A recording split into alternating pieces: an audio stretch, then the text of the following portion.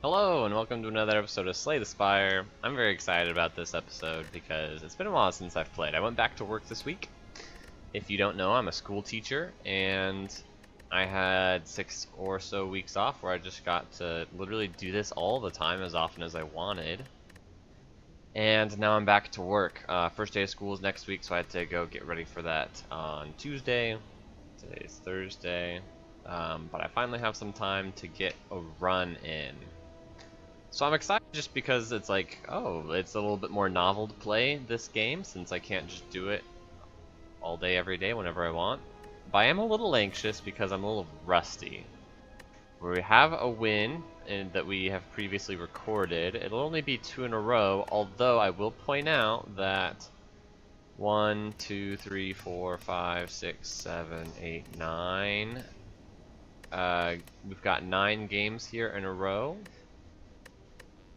Where we've won 1, 2, 3, 4, 5, 6 of them. So 6 out of 9 is pretty good. If we go back farther, it's not very good, but we're on a pretty good win rate streak. And I'll also say I've paid very close attention to the breaks in these streaks. This being just a miscalculation, misplay within a single fight. And this one being a miscalculation, misplay within a single fight. So if you throw those in, it's instead of 6 out of 9, it's 8 out of 9. As far as the runs that we are setting ourselves up to win by our consistent meta play. So in that sense, it's very reassuring. It's like I'm currently doing the things I need to do to have potentially an 80% plus win rate. But now I've taken some time off, right? I haven't played in a few days, so I'm a little nervous that my expectation of like, oh yeah, I can win like 80% of the time is just gonna get cooked here and be like, actually, this game's extremely hard. Don't forget it. Alright. Here are the Meow bonuses. Here's, of course it's Slime Boss. Screw you, Slime Boss. Okay, post, chest, act, layout. It seems like the best thing we can do is like a shop, fire, and a burning elite. Which is pretty good. It's a very late burning elite, so we have the most time to prepare for it. Shop is nice. So if we want to get there, we are forced into a floor 6 elite, followed by a fire. Which is not bad, though fire elite fire is much better. You get to upgrade before the fight, which will help you do well in the fight, as well as rest after the fight if it doesn't go well. So that seems like the clear pre-chest choice, and it still allows me to do Fire Elite, just no shop, which is totally okay. Early Act 2 shop can sometimes be even better than pathing into one during Act 1. Okay, that seems like a nice clear path. I've mentioned before that when you have an act layout like this, where the path optimization is extremely lopsided, there's just like one probably clearly best route as far as just maximizing optimal nodes. It's a good chance for you to really dive in and scrutinize other choices, because if you lose in Act 1, it's almost impossible to say like, I don't know, maybe there was a better pathing option I didn't consider. It's like fighting a floor 6 elite is not going to be better. Fighting no elites before the chest is also not likely to be better. And you're still forced into elite here anyway. So there's no way to totally dodge elites. So the rewards we pick up on our way to the important nodes, there's no way around those options. We're going to see these options either way, and so whatever these options are as we traverse some of these events and fights, we know that we have to deal with an elite. This is the best way to do it. So we'll see. If the choices are really unlucky and we lose, we'll have to consider things like maybe we should have taken the 3 random potions. Maybe we should have, you know, different Meow bonus. Maybe we should have done an ambitious card pick from this weird fight or something. This weird fight reward. All of that aside, going back to what we know, fighting the slime boss, we've got a decent post-chest act as far as how easy it will be, and a decent pre-chest act for how easy it will be. I don't think we need the 3 random potions. It's a very front-loaded type of Meow bonus. It'll give us no permanent effect for the game, nothing to build around for the long term. Which is probably not very good, because I don't think we need to try and find aggressive options to creatively build around in the short term. This is kind of like a Niao's Lament, which is decent. I actually like Niao's Lament okay on silent. For this particular layout, I don't think it's necessary. It's actually very similar to Niao's Lament in the sense that you actually don't really want to maximize fights on the way to your first elite, because then you'll just be kind of overflowing on potions. You can obviously use the potions you get here to save health in those fights and maybe pick up potions, but you don't know if you're going to see a potion or not, so it can be difficult to not waste potions. This is probably worse than Niao's Lament. Yeah, probably worse than Niao's Lament. Okay, obtaining a random rare card I really like on the silent. I think the silent rare pool is exceptional. Obtaining a curse is quite bad. So this is the clear winner for me. So I don't... I'm just going to take it. It's Nightmare. It's a tricky one to think about. Definitely gives us longevity in the late game. Let's jump to this node. It gives us a chance at either 4 fights or 3 fights. We probably want to do 4, but maybe we'll see something that changes our mind. Speaking of... 7's not too bad. It's the average roll here. They can roll 6, 7, or 8 damage. I can block out or just take 1, and I should probably take 1 because they have a good chance of attacking next turn, something like 70% for each of them. I wouldn't be able to block out on the following turn no matter what. So I would, if they both attacked for 7, the best I could do would be to take 2, which, if that's the case, I might as well just take 1 here to make my life easier for next turn.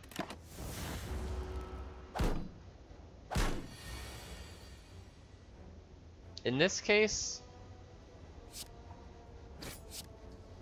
we actually would have been okay in the world where one of them's not attacking.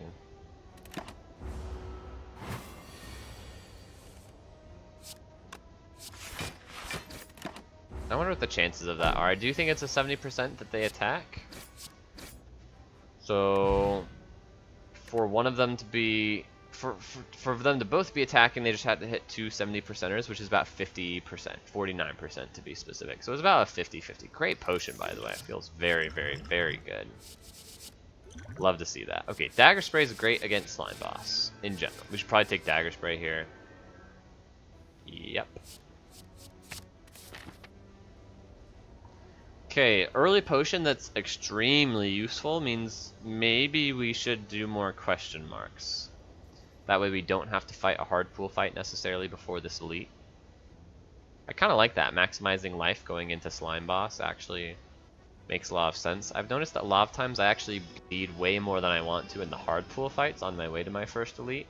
And even if I've built my deck up to do okay against that first elite, I end up going into the boss of Act 1 down quite a bit of health.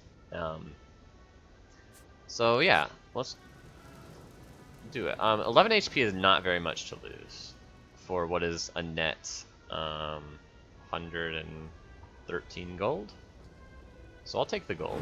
It doesn't pay off for a long time, so we need to be a little bit careful here. This is not going to pay off for a long time, and we just spent 11 health on something that's not going to do anything until Act 2, based on the way we've had. Although we could deviate and say, hey, we really want this shot. I'm not hopeful that that's the case. Wow, though. Just toss this Nightmare that's currently doing nothing.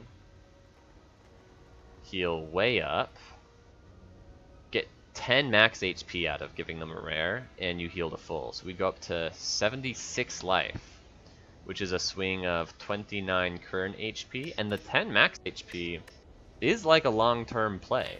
Obviously, Nightmare's good in the long run, but so is 10 max HP, and having the liberty to just spend our health as aggressively as we feel we need to. We could do an extra elite here instead of this fire. So we could do a 3 elite Act 1 with the burning elite, 2 upgrades, 3 upgrades, fight slime boss with great confidence. Yeah, Nightmare's not even going to help in slime boss really, especially based on what we can see on our deck right now. I think we should absolutely toss Nightmare.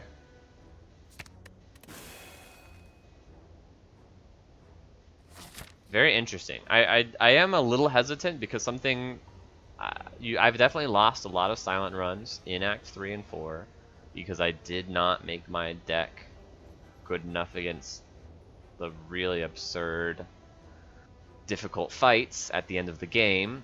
And Nightmare is one of the cards that definitely increases your maximum power. Are you kidding me? This is gonna be bad. Thank goodness I got rid of Nightmare, I guess. Jeez Louise. I mean, it's a 14 card deck. We have 1, 2, 3, 4, 5, 6 block cards. So we had to miss 6 50/50s in a row. Essentially, you could say neutralize as a block card, but to spin the narrative of how unlucky I am here, I will not count neutralize and instead say that we were looking to miss a 50/50 on all 6 of our cards here, and we did. So that is a 1 in 64? I guess that's not that unlikely, right? Still greater than 1%, less than 2% though, so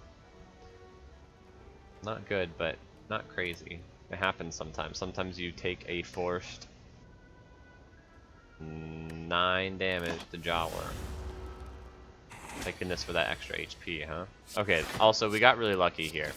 The real reason it sucks to miss all your damage, or to miss all your block on turn 1, isn't just because you don't get to block on turn 1. So obviously that cost us 9 health. We probably wouldn't have full blocked anyway, so maybe it only cost us like 7 health, since you usually take 2 damage on turn 1 anyway. And maybe even cost us less health than 7 health, because maybe the fact that we dealt so much damage on turn 1 instead of blocking meant that we killed him sooner. But the reason I think that's not the right way to understand how unlucky that was in that fight is because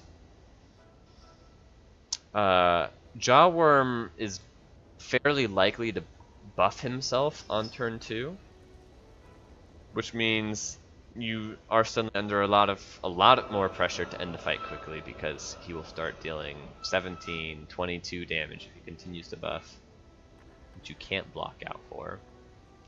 And if you're unable to deal any damage to him on turn 2 because you simply drew all of your attacks on turn 1, I've had Jawworm fights where I've been forced essentially to take 41 damage because it just flip-flops. It's like I draw my attacks and he's attacking, I draw none of my attacks and he's buffing over and over and over, like 8 times in a row, and you can just actually just like be forced to die against Jawworm. Obviously those odds for it to happen 3, 4, 5 cycles in a row on Jawworm, the odds get like astronomical. I told you it was about 1 to 2% that you miss all the block on the first cycle, but to hit a 1 or 2%er like 3 cycles in a row is, you know, 1% of 1% of 1%. So not really worth playing around. Doesn't really happen very often. And even missing it 3 times in a row wouldn't be enough to kill you. Anyway, we're rambling here. I don't want this run to take too long. We're 12 minutes in. Since I am working in, I don't have the stamina to do 3-hour runs multiple times a week. And I would like to do multiple runs a week rather than just one. So I should probably tighten up the efficiency of my runs rather than rambling on the odds of unlucky Jawworms. The good news is we got out of that fight taking only 9 damage. We're at 67, which is still totally fine for the rest of the act. What are we supposed to do here? Slice, probably. 0 cost deal 6. This is 2 cost deal 12. Sometimes it's 0 cost deal 12, but not often in this deck. Only 1 discard outlet. Slice opens up some good options, some card draw cards. I'd be less sad about taking like a quick slash. So yeah, and also just good against Slime Boss, just taking all the damage we can. Bum, bum, bum, bum, bum. Okay, so the question is, how badly do we want,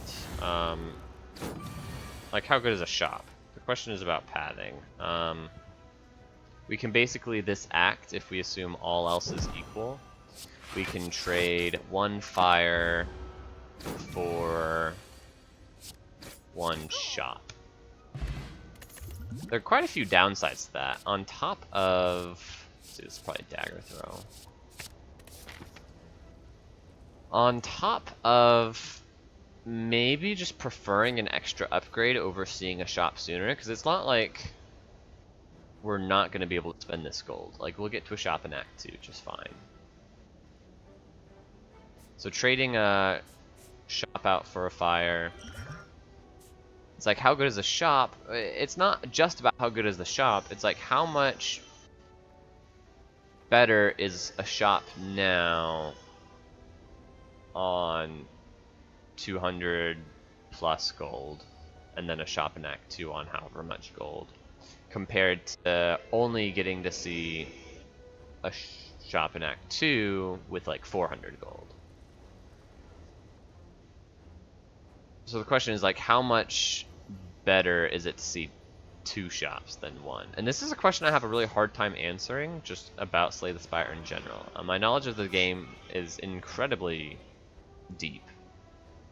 And yet somehow I don't necessarily have a good way to evaluate. I don't have a good tail to spin or angle to look at it to give myself or my viewers an idea of how much more valuable is a second shop over just stacking your gold on a single shop. Yeah, it's essentially 2 shops at 200 gold each, or 1 shop at 400 gold each. It's pretty clear that the 2 shops at 200 gold each is better. But then, of course, you're giving up that second shop node for something else. And in this case, we know what we're giving it up for. We're giving it up for a fire. The other analysis here, though, is we're not just giving up this shop for a fire.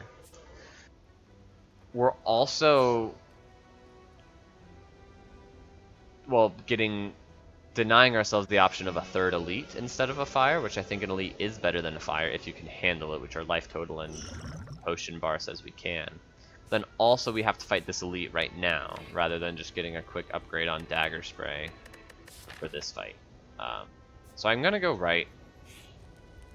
I'm gonna upgrade the dagger spray because it's a 4 damage upgrade. It's a 4 damage AoE upgrade, which is very useful against sentries in particular, though of course you want extra damage on any of your fights. And this is a great use case for Essence of Steel. We're gonna try and focus down the front guy. Use Essence of Steel. Take 1 here and lose a plated armor, which is a little sad.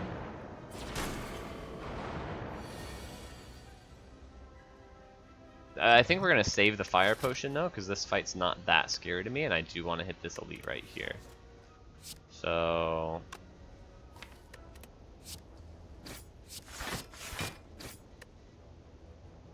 okay, take another 7 so far. Plated armor, or the potion, whatever it's called, has saved us 7 life. It doesn't save us any here. 7 life is kind of the typical case scenario for this potion. It's a pretty weak potion. Oh, I forgot about dagger spray. Okay, see if we can kill him next turn and block out. So now the potion has saved us 9 life, which is like pretty good. Okay, see if we can kill him next turn now. Okay, now it saved us a full 10 life, which is kind of the best case scenario for that potion. It can reasonably do better than that, but I guess obviously in this case it did not. It did 10 life. But you can imagine if like if you like perfectly block, we like just barely unperfectly blocked with this plated armor every turn. So we kept losing the plated armor, so it did 4, then 3, then 2, then 1. But you can imagine a fight where it just like perfectly gives you enough extra block for many turns. It can give you 4, like if it exactly blocks on one turn, that's 4 health saved. And then if it exactly blocks on the next turn, that's another 4 health saved. So you actually block 4, then 4, then 4, then 4, which would be 16 health gained from that potion. We just gained a measly 10 health from that potion. But like I said, usually it only saves 7. It blocks for 2 turns in a row and then you end the fight. And it doesn't fully block, so it does get decreased by 1 on the first attack or something like that.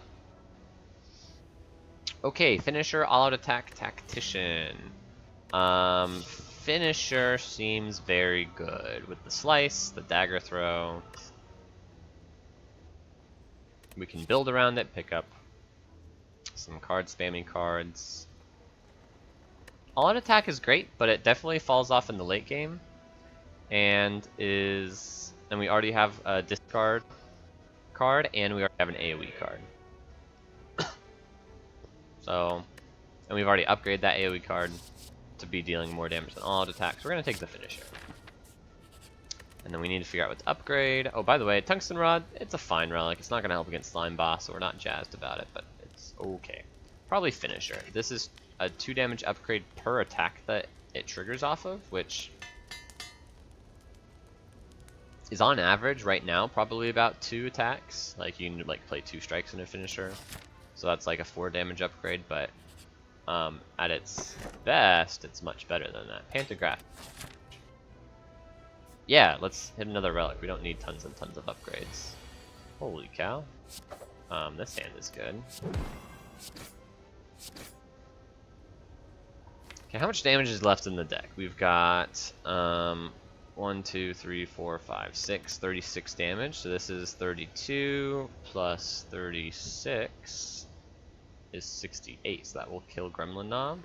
We just play all of our attacks. So I don't think there's a need to use a potion here. We might take some damage on this turn. Might take 7 here.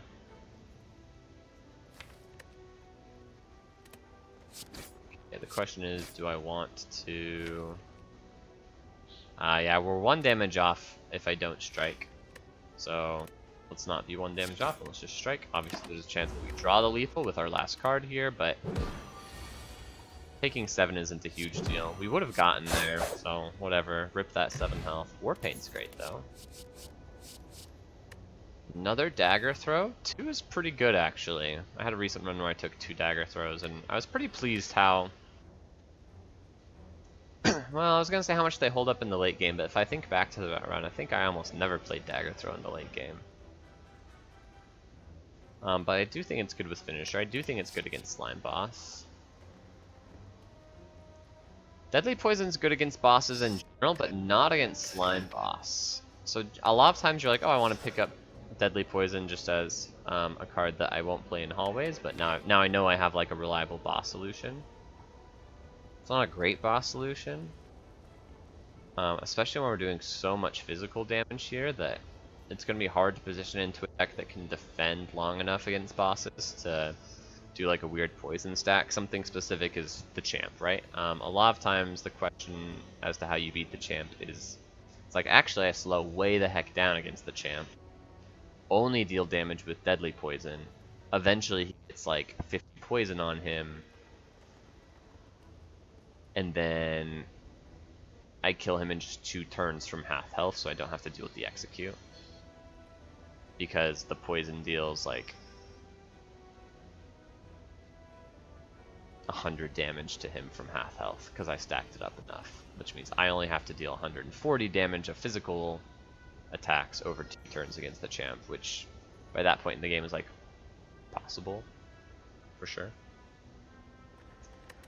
Anyway, backing all of that up, it seems like it's going to be hard to build a deck that works for, because Finisher encourages us to take more attacks than we have now. We've already taken 4 attacks.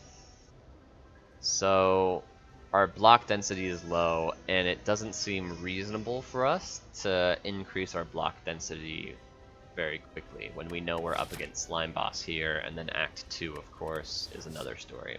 There's Tungsten Rod, which helps our long-term game plan if we tried to do a weird approach to the champ fight like that. But I don't think it's a good enough reason to take Deadly Poison. And I do think it's good to take Dagger Throw. I would still like to take a Blade Dance, though. Or even a Cloak and Dagger that I can upgrade to make Finisher more powerful. And to actually start giving me block solutions. The Cloak and Dagger, that is, not the Blade Dance. But I don't think I need to be greedy. I think I'd take a Dagger Throw, use the War Paint, get some better defense, which is nice. Okay, he's not attacking on turn 1, that's phenomenal. 42 is totally fine. And that it doesn't split him. Still not split. We could split him at 33, but that's also kind of horrible. So we should... Oh, we take none here. That's beautiful because of Tungsten Rod and the Weaken. And then, yeah, we just get a solid split here, even if we don't draw an attack, that we did draw an attack. It's actually just a kill. You'd love to see it. Another Finisher, huh? Yeah, I think it's good. They're a little anti-synergy with each other, but no, I think it's good doing Finisher. Like, you might draw one Finisher on a turn where it's not good, and you know you still have another one in the deck to just like really hit hard later in the shuffle. Okay, this question mark was a fight. Seems totally fine. Let's see. This is 24 damage, right? No. Yeah. 6, 12, and then, yeah. So put him down to 1. I guess we might as well. He's not likely to attack next turn. Yeah. Dagger Spray, I forgot about also, so we didn't need to put him down so low. But that's one of the easiest hard pool fights. You see a run like this, and you forget how hard Act 1 is because you're offered excellent damage cards in every card reward. And your hard pool fights are Gray Slime, one of the easiest hard pool fights, and Double Fungi Beast, I would say the easiest hard pool fight. And you go, geez, this game is so easy.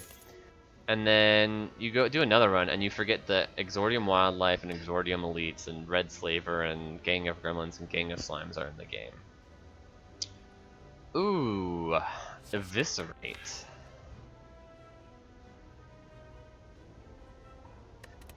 Doesn't really work with the finishers.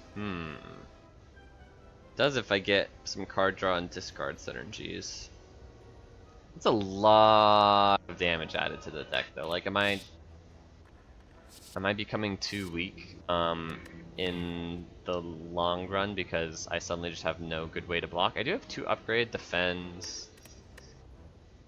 This becomes this actually becomes really good with the types of cards that are good in the late game, which is acrobatics,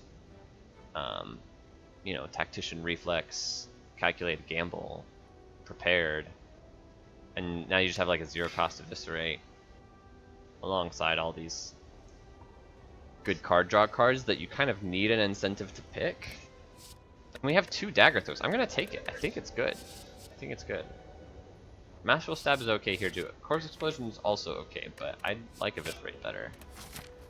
Okay, I'm feeling super powerful. We've got 25 free heal against Slime Boss, so we should try and spend as much of our health as possible to get stronger. These 2 paths are almost identical, but getting the green key out of the way is definitely an advantage. So let's go and get that extra advantage. Here's Exordium Wildlife, but it's so late in the game that we are better prepared for it than we might otherwise be. Although this is a hard turn. It looks like we're going to take some damage, maybe only 5? Let's see, this is 12, so we would need 20 more damage to kill him. This is 9, so we would need 11, which is not possible currently.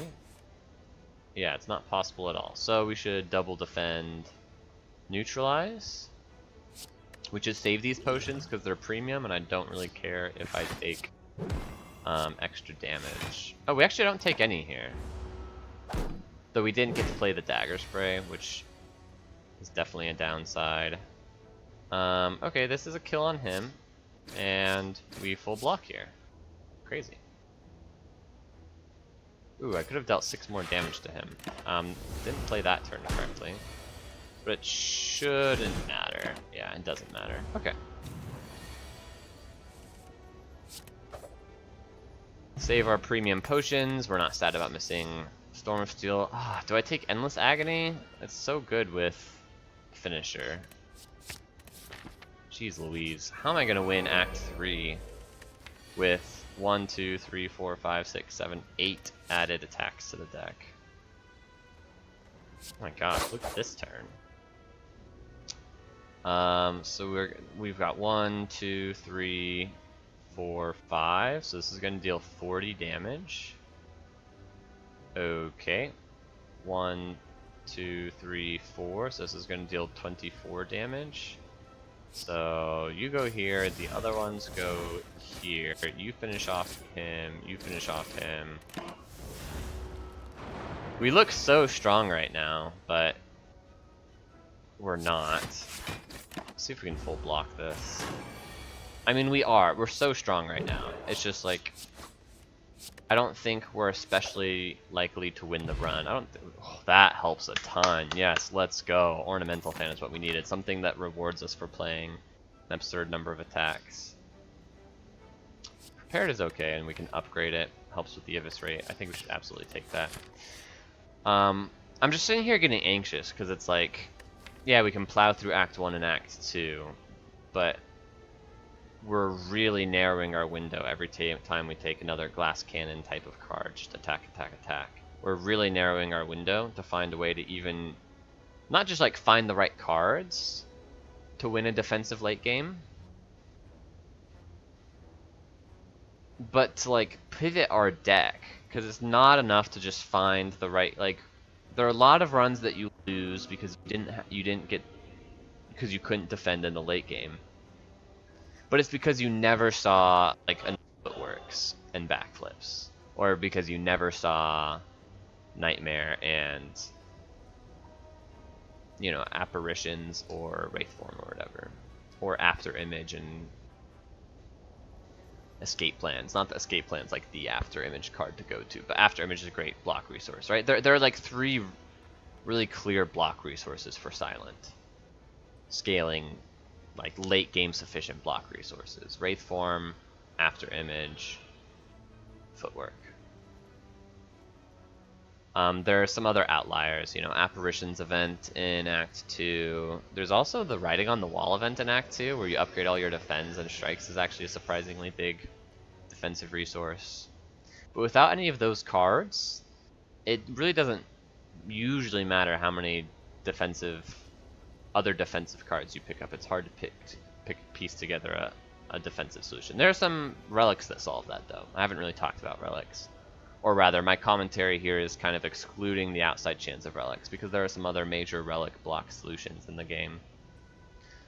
But it's so rare that you see a specific relic, especially if it happens to be an uncommon or rare relic, that it's not super worth thinking about. This one's an uncommon. Tough Bandages is one of the other like outlier block solutions for Silent that of course you can't really rely on seeing because it's a rare relic. Oh, but I was gonna say, so yeah, there are like the games you lose because your deck didn't get defensive enough, simply because you didn't see the major defensive cards, because they're rare and uncommon, mostly rare. Wraithform and After Image, and then Footwork is uncommon. But there are also the runs you lose because you weren't defensive enough, not because you didn't see the Footworks, but because you couldn't build a good enough deck to go with the Footworks you were offered, because you did what we've done here, where we have just taken so many attack cards. So I am worried about that happening, and Ornamental Fan gives me a huge weight off my chest. It's like, look, you now have a little bit of, you have a real signal of added block to your long-term strategy. Okay, we absolutely Smith here. Could be the Eviscerate. Could be the Finisher. Could be the Prepared. I'm gonna upgrade the Prepared. Should be the easiest fight of my life. This is gonna be 40.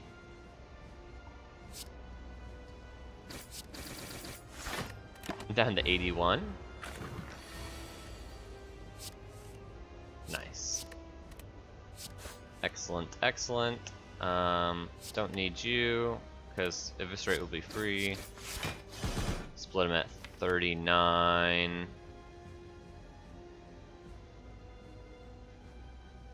We have so much health.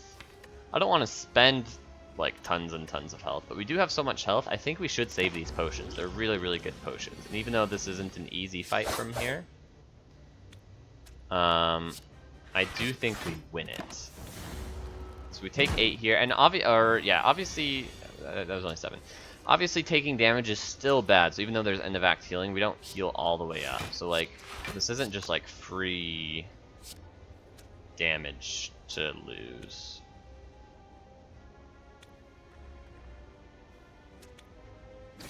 Okay, we don't want to put him to 19 because 19 is less than half of 39. So we take another 7 here. And now we're in a really good spot.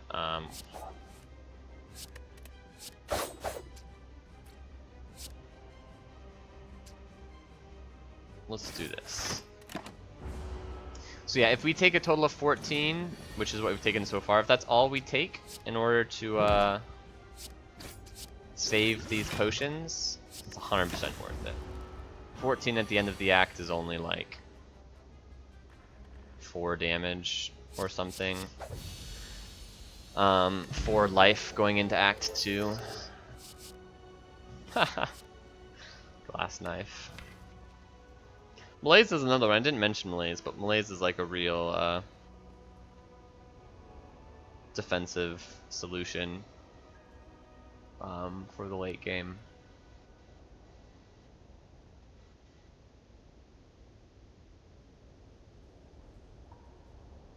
So I think we should take it. Glass knife is obviously powerful, but in the late game we're going to want the Malaise 1,000 times more because we already have so much front-loaded attack. Glass knife is just like more of the same. It's not more of the same, it automatically becomes the best front-loaded attack card in our deck, maybe besides Finisher Plus. But I think we'll be okay through Act 2 to fight elites aggressively. Also, Malaise even helps in the Act 2 elites. Gosh, like freaking Book of Stabbing. Oh my gosh. Pandora's Box? I guess has to be better than Empty Cage, though I'm really sad that this War Paint basically did nothing. But yeah, I mean, the strikes and defends are pretty bad. If we get no block cards, it's mostly fine. Got Malaise, and then we could, Ornamental Fan, Tungsten Rod, and Pantograph is a lot of defense in our Relic Bar. And of course, we also just kill a lot of enemies before they even get to touch us. No energy is not great. You like to see an energy pick with the Malaise, and with the finishers. Finishers benefit a lot from energy, but there are a lot of cards in Silent that get around it, but a lot of them you need to see with other cards, and so Pandora's Box actually gives that to us, where it's like, oh hey, Pandora's Box gave us 2 acrobatics. Great, we can solve our energy problem by just picking up every tactician we see now, and then upgrading those.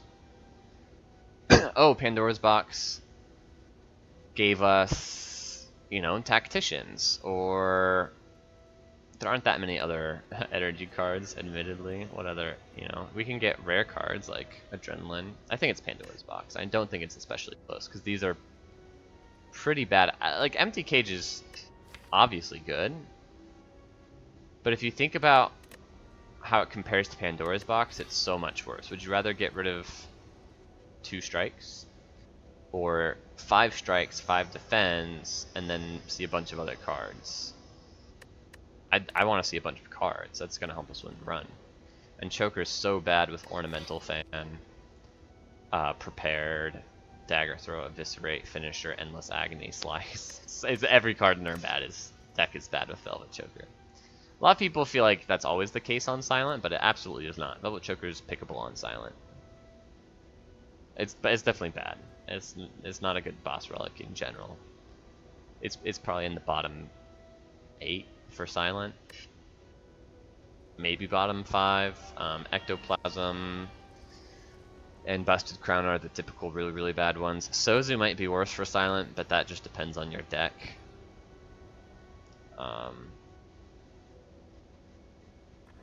Sneko's really bad for Silent, in my opinion.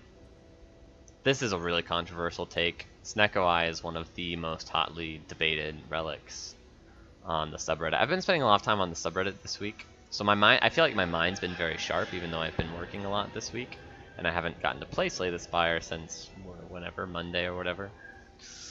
I feel like my mind's very sharp for the game because I've been expounding a lot of this rambliness that I do on my recordings just on my Reddit, and that's been fun.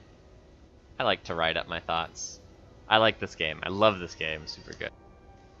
But something I have not tackled recently is the conversation about Sneko. I made a post a long time ago about Sneko on the Silent, and yeah, I'll just reiterate and then move on. It's very controversial, Sneko in general. It's just controversial. People really hotly disagree and feel very strongly about their disagreement as to whether or not Sneko is good or bad. Most people aren't a Silent main like me, so I think people don't get all the context when I talk about how bad I think Sneko is, because it's a lot better on Ironclad than it is on Silent. Anyway, let's take Pandora's Box. Wow, I perceive that I am a prophet. I mentioned 2 acrobatics, and here they are. But we also get a Tools of the Trade, a Wraith Form, a Piercing Well, a Prepared, a Dagger Throw. All very good cards. You will notice that none of them say block, but that's okay. Wraith Form is defensive, and Piercing Well is defensive. Piercing Well is actually hugely defensive. We love, love, love Piercing Well. Honestly, a very good Pandora's. But this could be scary. Although the extra life total from giving up the Nightmare matters hugely here, right? It's like it's way less scary to go into Act 2 with 70 health as the Silent. So how strong are we feeling? Pretty strong. What's the most powerful post-chest act we can do? It's just a Fire Elite. So we have 428 gold, so actually we should probably prioritize the shops over anything. Although weirdly we have to see 2 right here back to back. It's kind of a good reason not to see a shop in Act 1. Sometimes you are forced into a weird double shop here. We could see this one instead, but it's after the Elite fight, which is much, much worse.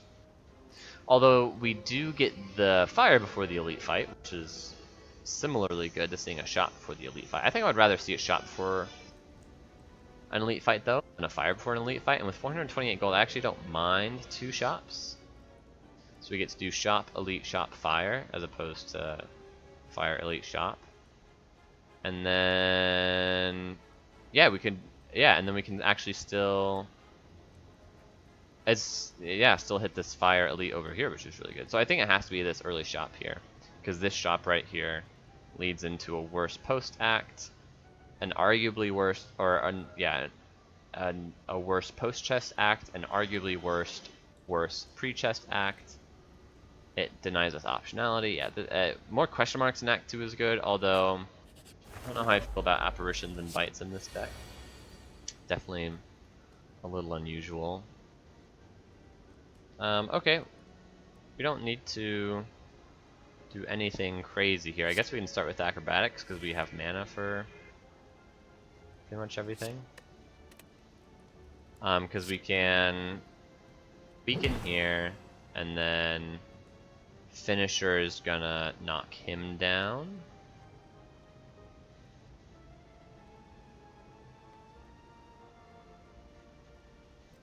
So what do we do with the other ones? I guess we knock this guy down. Oh, let's not... No, because we have Tungsten Rod, so we can play this quite differently. We should just stop him from buffing. So, we will knock you down. Like this, but we'll use Finisher to knock this one down. Great.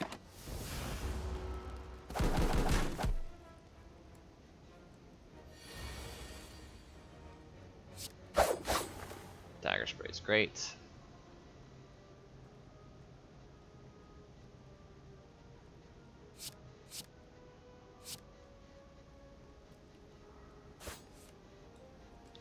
Don't need melees, it's too expensive.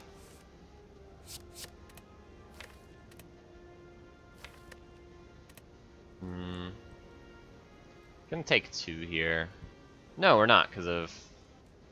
No, we are, because Ornamental Fan actually does get eaten up by this front bird, so even though we don't take any from this bird if we don't block at all, gaining 4 block doesn't actually block this guy back here, because it still gets eaten up by him. Okay, whatever.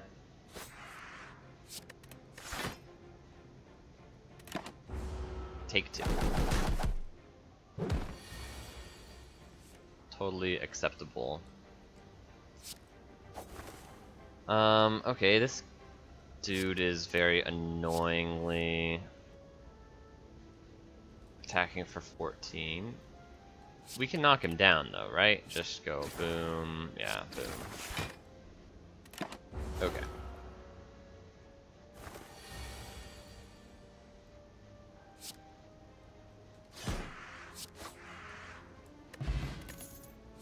Another finisher, slice, and a sucker punch. I don't think we need any of these, although sucker punch is kind of cool. We've got some extra weak from melees that we normally wouldn't have. We've got lots of extra card draw, so like neutralize gets played more often. And then the other problem is we just have so many attacks that we don't want to just take another attack. Leg sweep would be great as a source of weak and a source of block.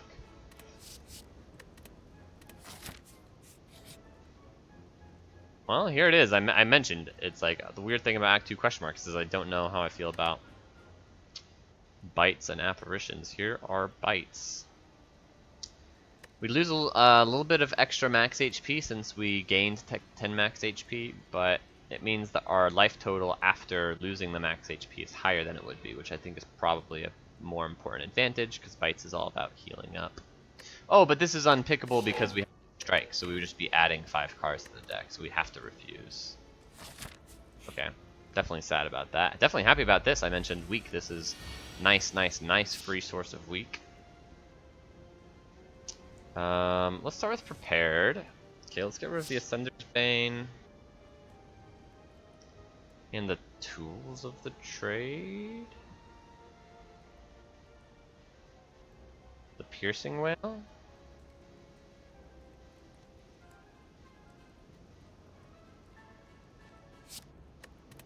It's acrobatics. Don't want that acrobatics. Okay. This pretty much always has to get played.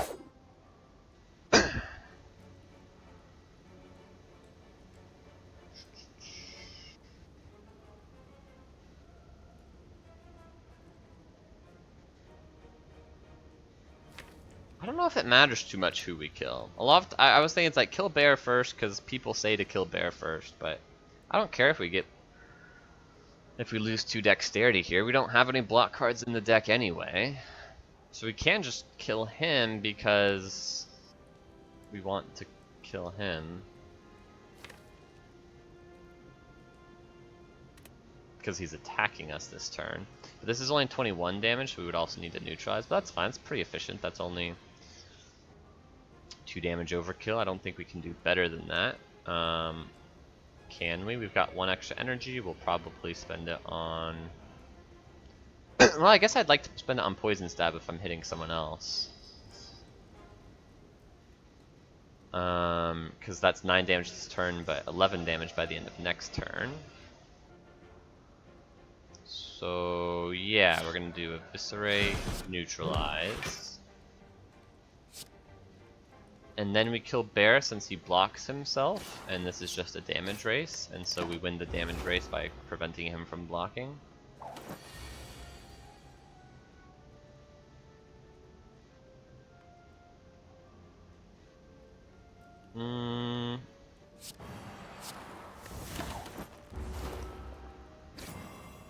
Yeah, he blocks this turn, but we don't worry about it because we've got another free turn of intangible.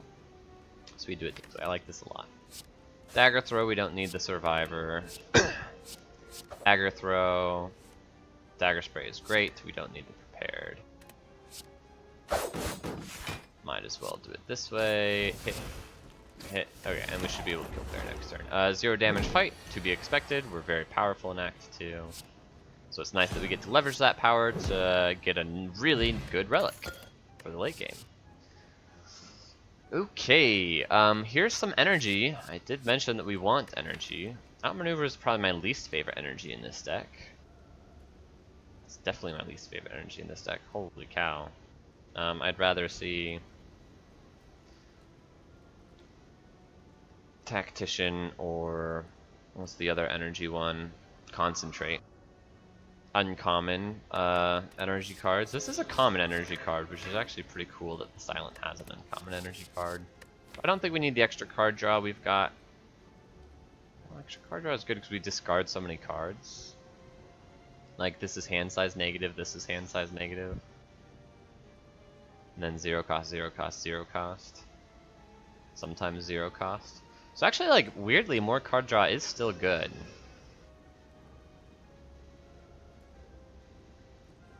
But I don't think I want to pick Expertise. You notice, yeah, I mean, this is card draw as well, right? Tools of the Trade.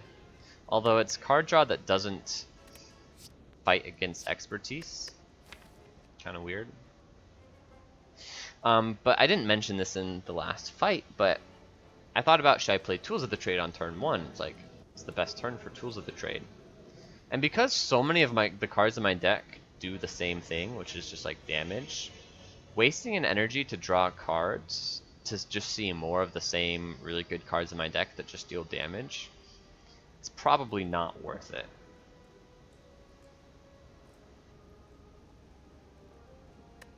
And so for the same reason, I'm going to skip the Expertise. Okay, I think we do still take this double shop route. All the same reasons as before. Okay. Can we just Piercing Wail and malaise our way to the end of the game? Panic Button is also probably pretty good.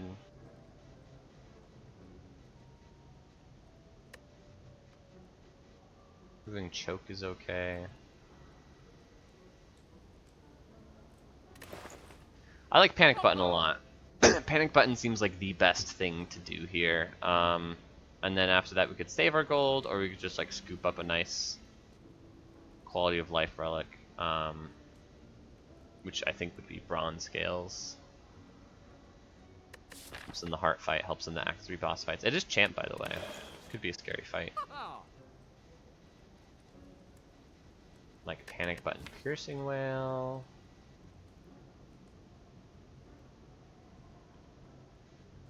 Do like the second Piercing Wail. We do have another shop though. Bronze Scales. Is Bronze Scales even good? I just don't think we need that kind of help with the damage.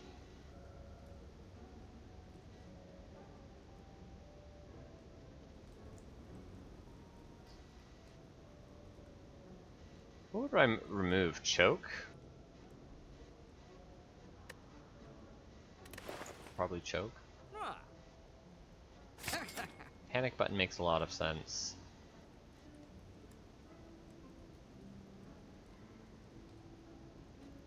I don't think we need to buy the Piercing Wail. I think we'll be able to pick one up later. The second one isn't that important right now. I'm gonna carry all 380 gold into the next shop, since it's so soon. It'll be over 400 gold again, but I think that's I think that'll be a good thing.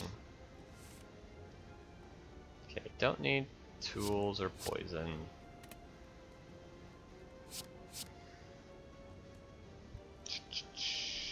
Okay, let's hit you.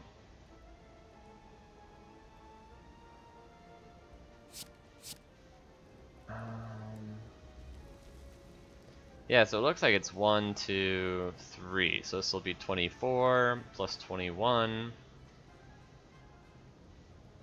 is 45. Wow, I'm glad we did the math on that.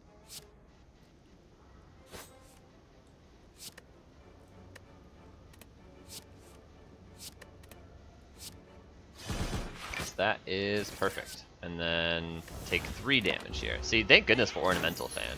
4 life is actually a huge deal to save in a fight like this where there's like no other way to save life. A little rude. He's attacking again. We don't quite have lethal with this, do we? Choke, poison, stab is only... no, it is enough. Yep. Don't think we need the fear potion. Oh. Another endless agony for the ornamental fan considerations. Say no to the footwork since we have no block cards. It makes a lot of sense to say that footwork's not going to be the way we win this run. Yeah, I mean, endless agony, ornamental fan, endless agony, finisher, endless agony, choke even. Yeah, we'll take it.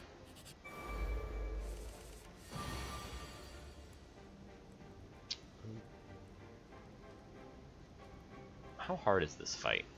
Because we can just duplication potion malaise, and then it's just 1. It's literally 1. He can't deal damage to us after that. That's not true. Every 3 turns or so, he will be attacking for what would be 24, but with duplication potion malaise, it'll be 18 with weak, which will be 13.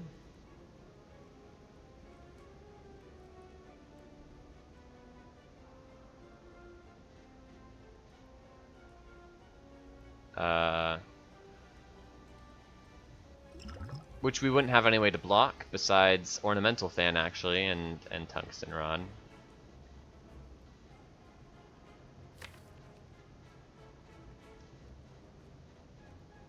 Yeah, some weird draw orders can make it hard to get the damage.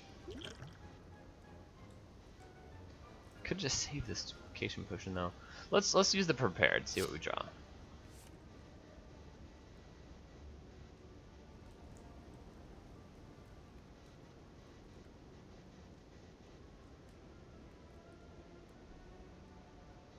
Acrobatics is meh.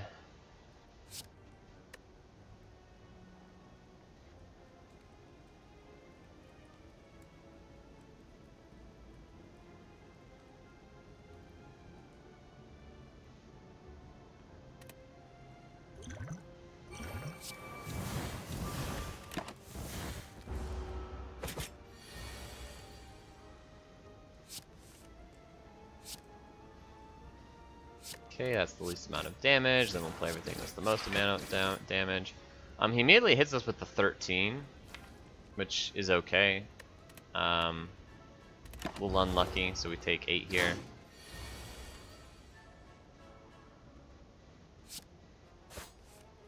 Too expensive. Nice, we got 3 dagger throws to go with the eviscerate.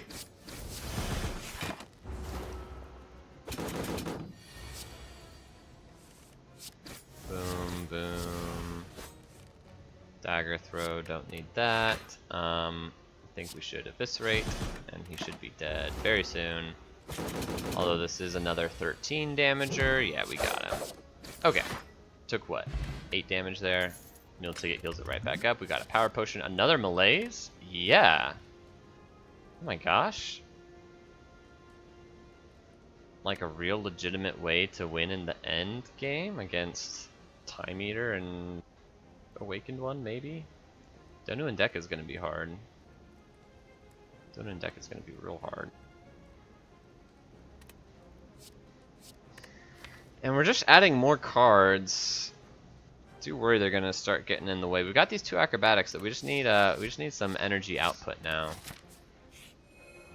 And some card drop. We do need a lot of stuff. This is a lot of stuff though. Oh my gosh. Oh man. Oh, I want the whole shop. Concentrates here.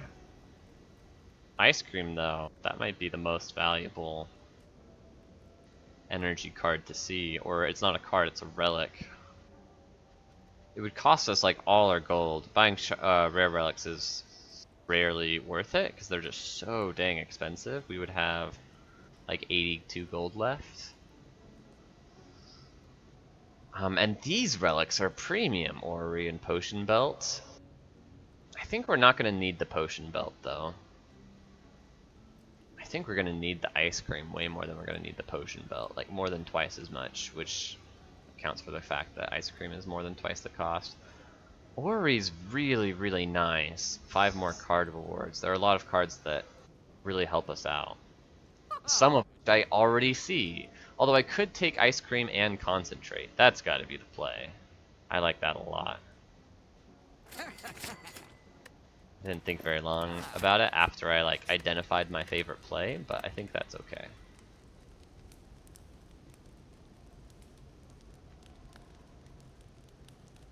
Okay, what to do here? Reduce the cost of tools of the trade.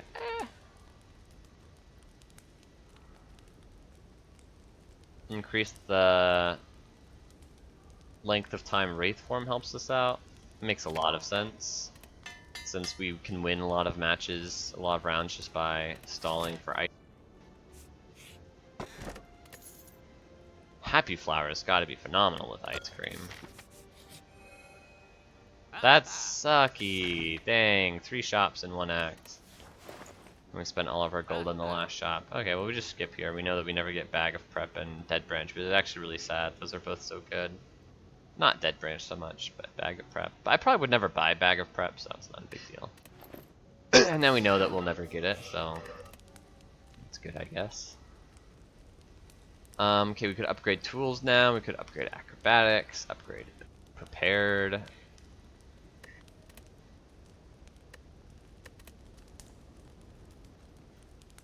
Tools makes the most sense to me.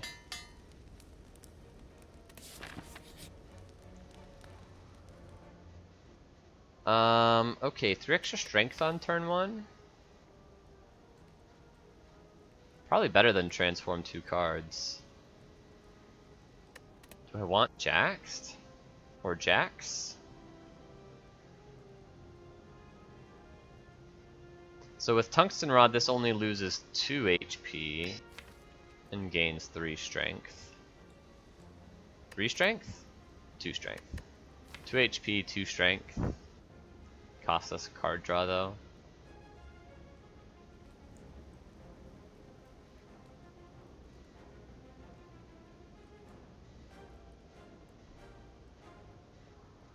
I feel like it's good.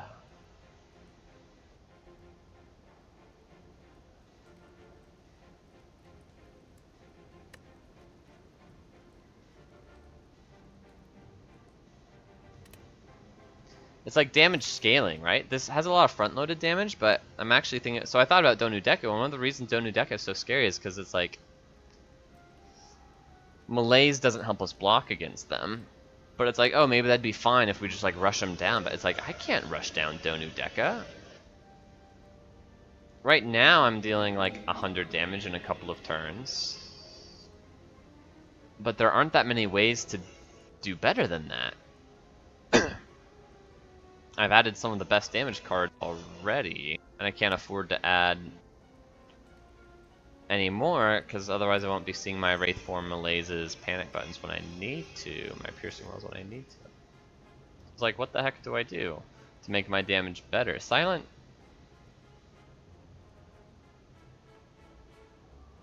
damage scaling options are a little bit strange. It's like poison won't work. Terror is really good though. Terror is a huge option, but this doesn't mean that like this just helps with terror. But it also like might be a way for us to win if we don't see terror.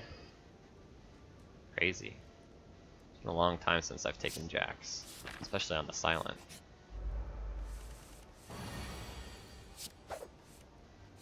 It's the hand we've been dealt. Okay, this is 21, this is way better. This is 12, this is slightly better than 12.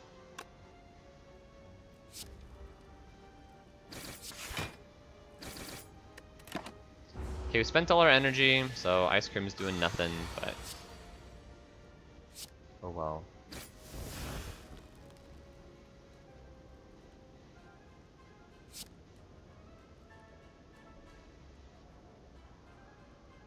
Okay, I feel like this is a take 8 situation.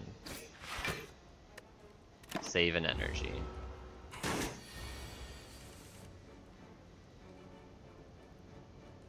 Okay. That's not good. Take 9. Scary fight. Oops. Okay, it doesn't matter. He's dead next turn. Misplay there, but it doesn't matter.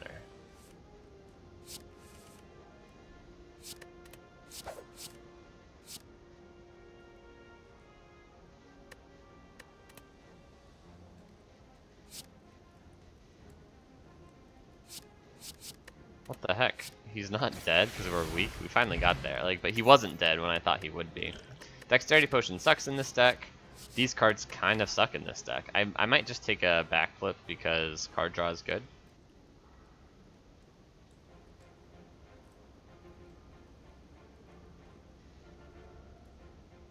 Yeah, I'll take a backflip. Alright, how's this fight gonna go? I had Happy Flower set up, that was a happy accident. I like Acrobatics. Ooh. Okay, we don't need 2 Malaises. I like Concentrate. Oh, with another Acrobatics? Skip Malaise Panic button. Acrobatics, get rid of Dagger Throw. Choke, Concentrate, get rid of these.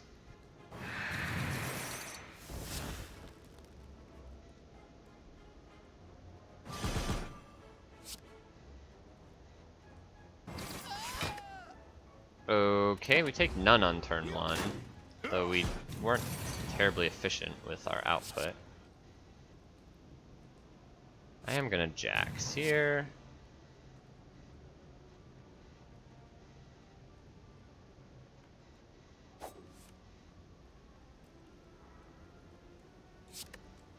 Okay, let's just block as much as we can.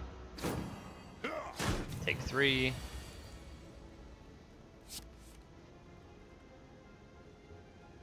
Yeah, I could see us playing Wraith form here.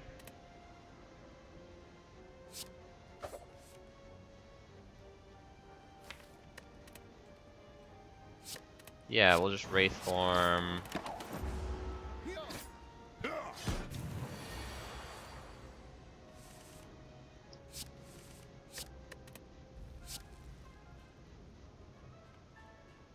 Okay, don't think we need the Jax. So we'll save the life by not playing Jax. Okay, don't need these. Don't need this. Okay, we got him. Not bad. Bag of Marbles is huge! Let's go. Caltrops plus? Doesn't help against Donu Deka, and I feel already pretty good against the other ones. Helps against the Heart? I'm okay against the Heart, honestly. Like, we don't beat the Heart right now, but like our deck is on a trajectory that is like the type of deck that probably won't do too badly against the Heart. Okay. What else? Spear and Shield. Helps a decent amount. Although Bag of Marbles, Red Mask helps a ton against Spear and Shield already. I don't think we want the Caltrops. Outmaneuver is worse with Ice Cream.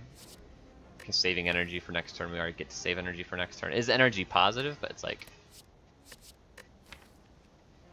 It's just one energy positive for one card draw.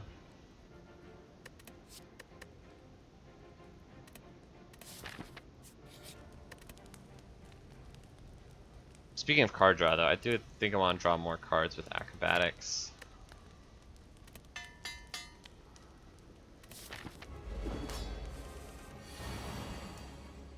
Okay, I'm hopeful for this fight. Very hopeful. Something that helps is a good, strong series of malaises.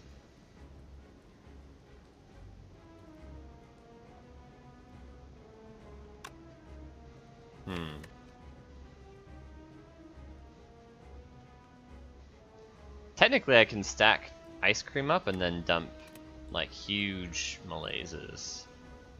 And then what? Then I just play a bunch of Jaxes? Yeah, okay. I think I still want to deal damage though. Take 10 here. He's buffing already, which is not great. But I do like end turn. Save the energy.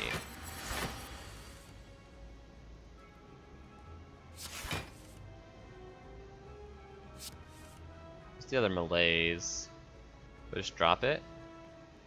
Yeah, I think I just drop it.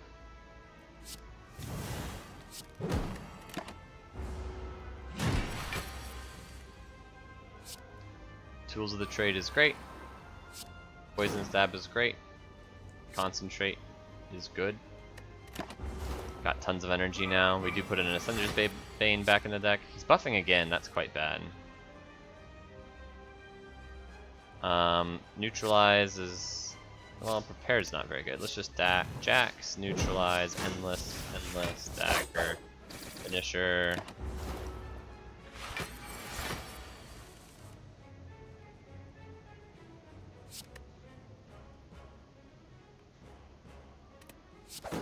Dagger Throw, Acrobatics is great. Choke, Poison Stab, Eviscerate, Finisher, and we'll just block out for the last little bit. 14 Metallicize sucks. Get rid of this. This draws lots of cards. We're never going to Panic Button this turn. Choke is good, Slice is good, Dagger Throw is good. Backflip so that we can concentrate. And let's just save the energy to get rid of Ascender's Bane. I am worried about this fight. I don't know how this is gonna go. But we got Wraith Form though. We should be okay in the second half. Prepared. Don't need these. Jax is great. Prepared is good. We've played like no attacks, so I guess I'll toss that.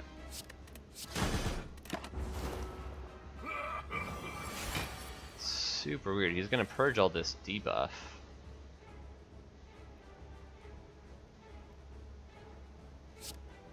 I'm getting nervous. Maybe I should slow down a little bit and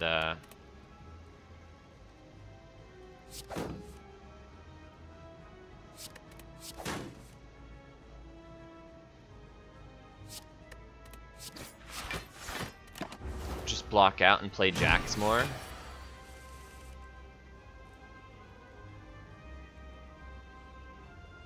Is Piercing Well even good to hold on to for this fight? I guess so.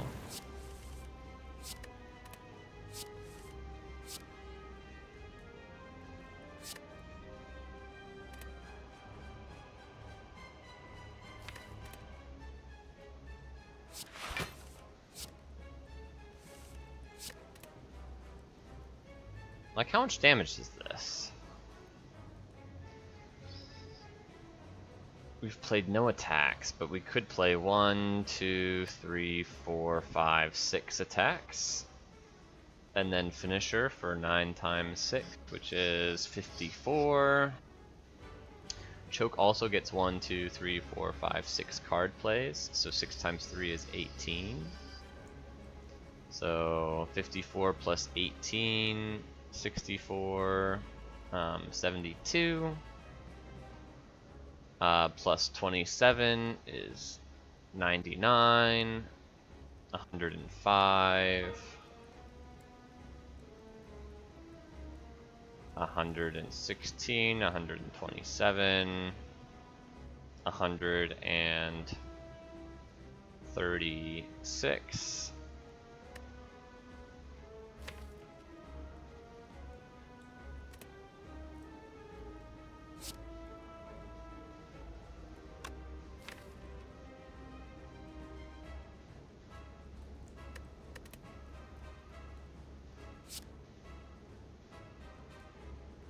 So we'd be a little over 100 damage off.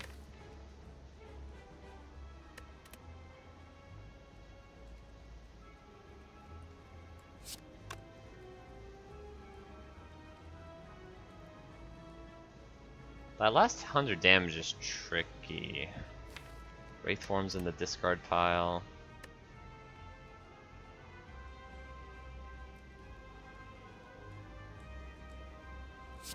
Let's see what this draws. Draws Piercing Wail.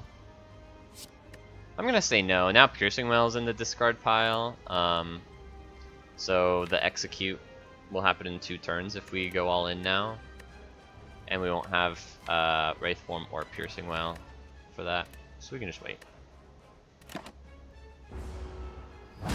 Stack up more energy, so a future turn like that is a little bit easier to deal with. And play like one more Jax, maybe a couple more.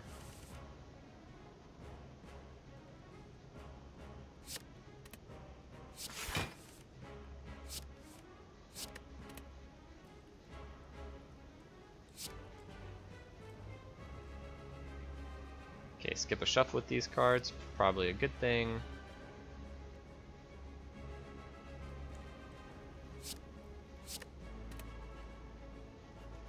Do I want to acrobatics?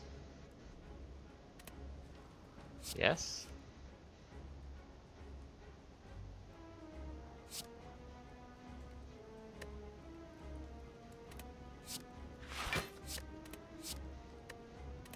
Okay, weird turn.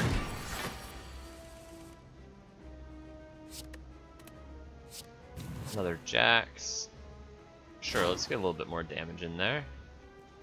How much more? Not that much more.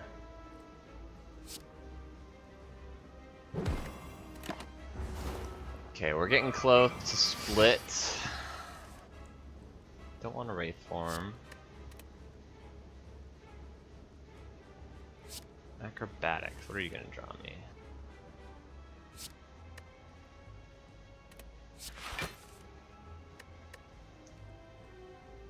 Do we go?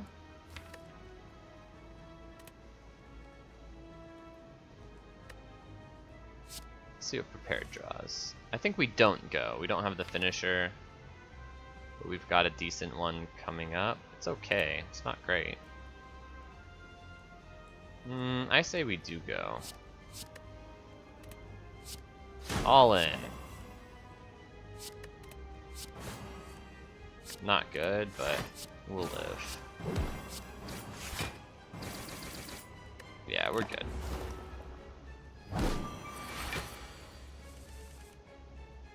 So he hits us hard here. Should I Jax? Probably. Let's acrobatics first, see what we get.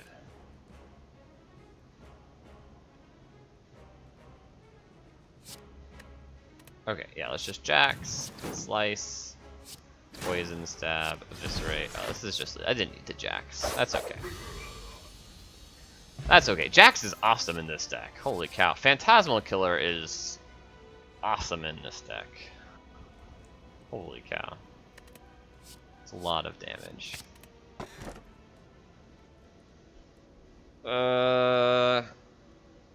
Is Black Star awesome? Sure. Are we good against Act 3 elites? I think so. Yeah, I mean, we just beat that boss fight without using any of our defensive tools except for 2 malaises.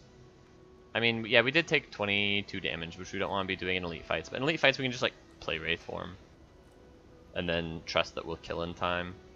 And even if we don't, they won't be dealing 66 damage. That's the hard thing about the champ fight, is, like, he's got a huge health pool, right? 440, right? So, if you think about how hard of the elite fights of Act 3 are going to be, it's like sometimes they're harder than the champ fight, depending on what your deck is good at, depending on what your deck is bad at. Our deck is good at front-loaded damage, and so having enemies with less than half the health pool of the champ means that, like, Panic Button and Wraith Form 1000% save us enough time to just, like, close out the rest of the fight. But even if they don't, I mean, I just said they had 1000% chance of doing so, so it feels silly to talk about even if they don't or whatever. But even if they don't, like in the champ fight, if you get that wrong, if you like use Panic Button or Wraith Form too early, you get totally toasted. 33 times 6. But in an elite fight, I guess against Giant Head, right? Giant Head has a huge health pool, but and if you get it wrong, he will hit you for a similar amount as Champ. Anyway, point is, I think we're good enough against elites, and Busted Crown and Tiny House are bad enough that we should just take the Black Star. I don't love it, but that's where we're at. Okay. Fire Elite Fire is good, though optimizing for elites only is especially good because of Black Star. So I'd see 2 elites before the chest and 2 elites after the chest with a shop here, 1 extra fire. Good enough for me. I like this.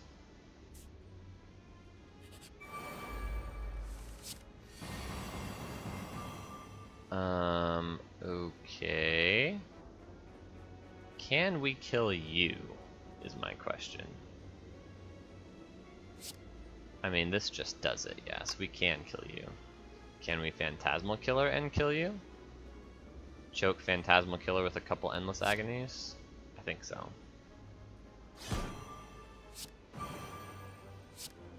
Yep.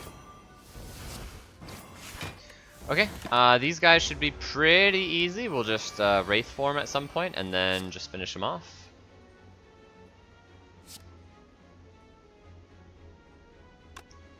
Didn't draw Wraith form, so we have to take 3 damage here. It's not good. Definitely not happy about that, but sure, let's Panic Button, Dagger Throw.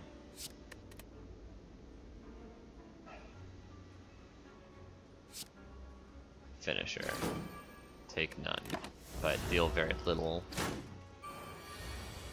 And now we can't gain block from cards this turn. Okay, there's the Wraith form.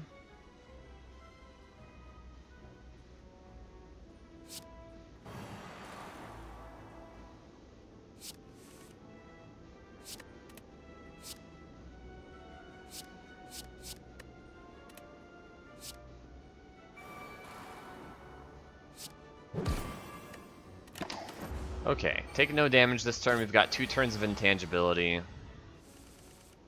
So we can do all the free damage we want. Phantasmal helps a lot.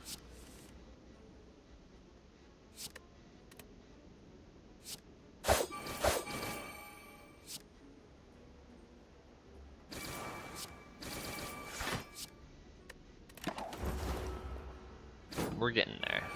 Last turn of intangibility. This is an important one. We need to actually get there, and I think we do. I think we do. Boom, boom, boom. Yep.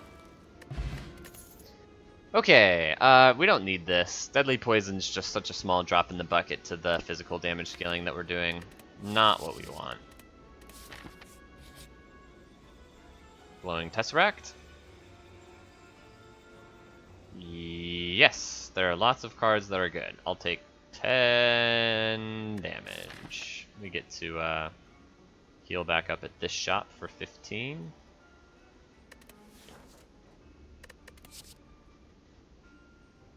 Flash of Steel is good with Ornamental Fan and with finishers. It's bad against Time Eater, but oh well. See if I care.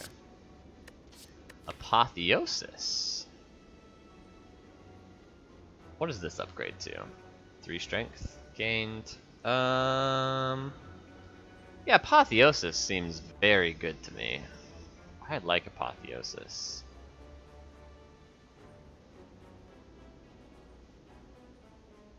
Maybe. And another Panic Button, or Dark Shackles, or Panacea. Panacea is pretty good. First Cycle of the Heart. Could definitely use some help.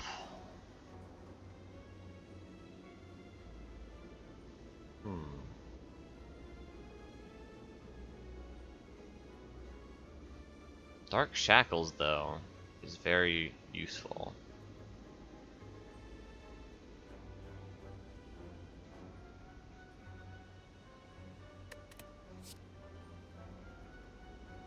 So is Panacea.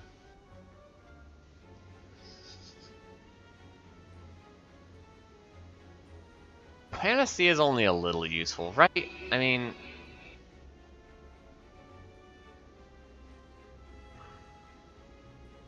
Makes me wish I had ingested mutagens, because 3 strength on turn 1 with a Panacea, we get to gain the artifact to keep strength around.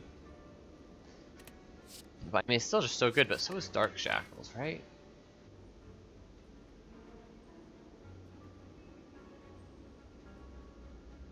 Yeah, we just have the 1 piercing well, right? Yeah, I'll take a Dark Shackles. What about the Heart? It's like, is it good enough to just rely on Wraith Form for the first cycle of the Heart? It's not just that Panic Button. And then the 2 Malaises means that like we're usually okay against the multi-attack, so it's just like the big attack. Which is like 45 with vulnerable on us is 67. But even if we block the vulnerable, if we happen to draw Panacea, we're still taking 45, so we would really want to still see Wraith Form or Panic Button. Okay, Dark Shackles and Apotheosis. Okay.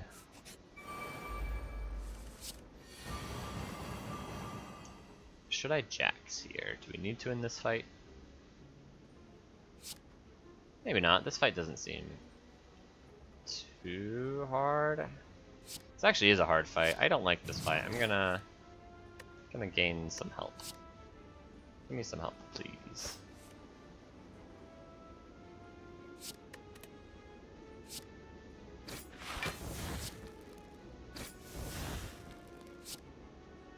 Okay, you're dead. You're dead.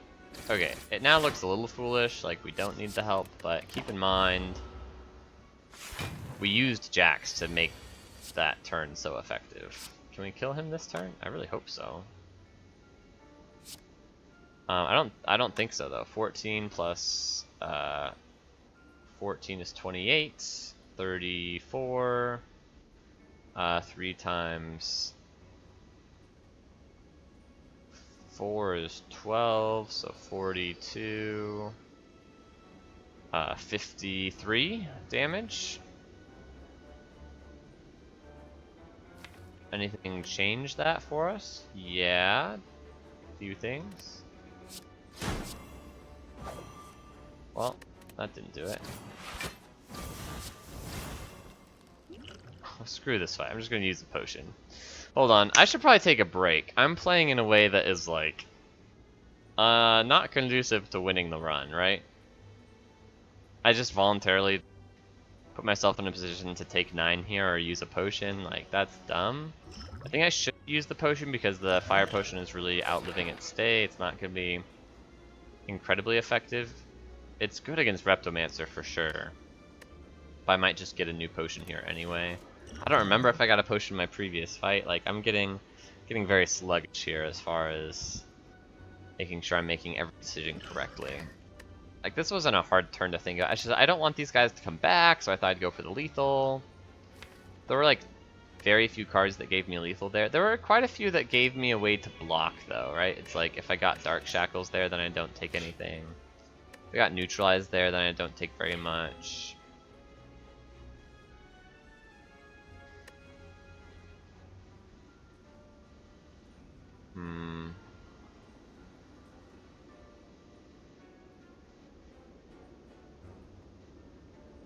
Definitely foolish, though. Played this dumb. I'm gonna use the fire potion. Potion back is too bad. Skewer Plus is probably not necessary. Same thing with Caltrops. Backflip is okay. Do I want more card draw? I think I do.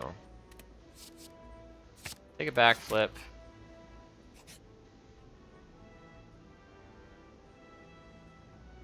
Let's see if let's try and make it to the boss before I take my break. I think we can do this. Let's slow down, focus. We can fight this for sure, and we want the relic.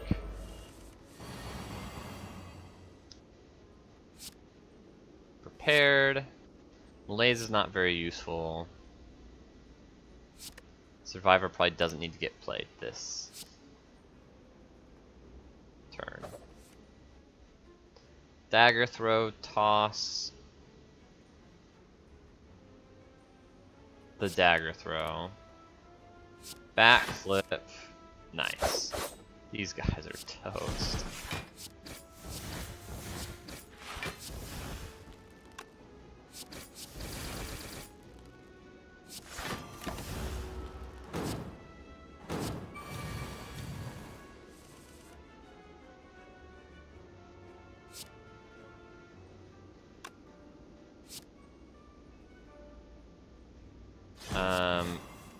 Okay.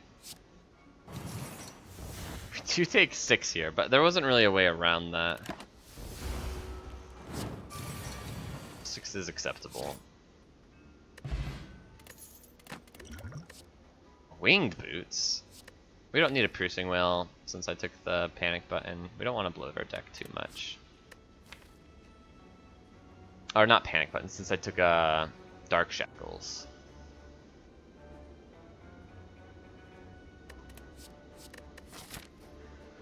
Wing boots? Oh my gosh. So we can go boom, boom, boom.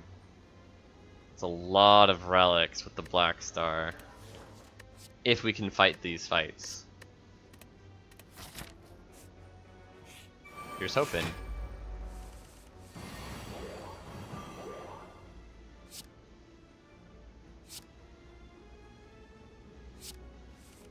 Start looking, see what we've got. Okay, I will Jax now. Well, that's good.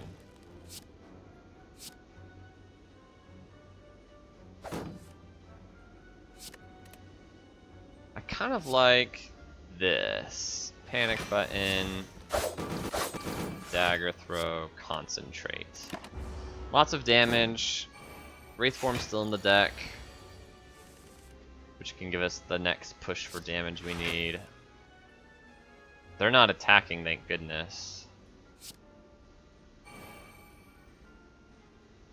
60 damage though? Uh-oh. Are we in trouble here? We can do Eviscerate Finisher is 33 plus 20, so 53. So we're good. Oof. And then just Malaise the one with higher health. Okay. We're looking fine.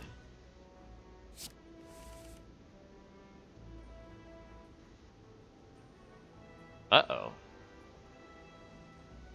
Do I need to use...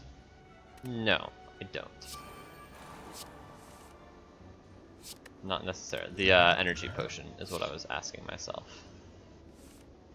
Nice, we got the Dark Shackles.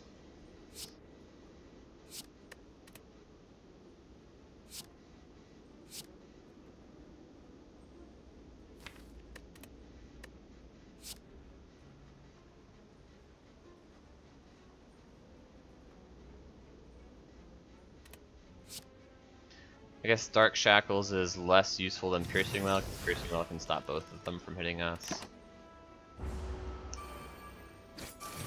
Okay, we need to play Wraith form.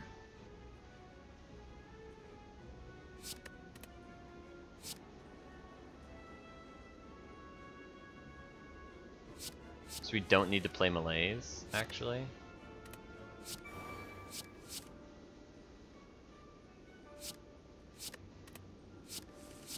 Okay, no Wraith form here, so we just pause. Once we play Wraith form, the fight should be fine.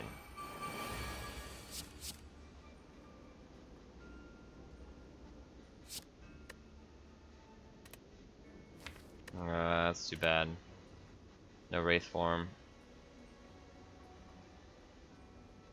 So we take 8 here. That's really not good. We're bleeding, guys. We're losing lots of life.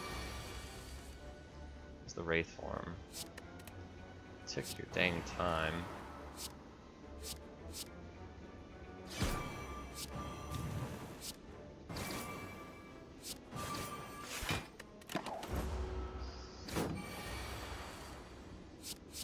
Well, it could have gone much better.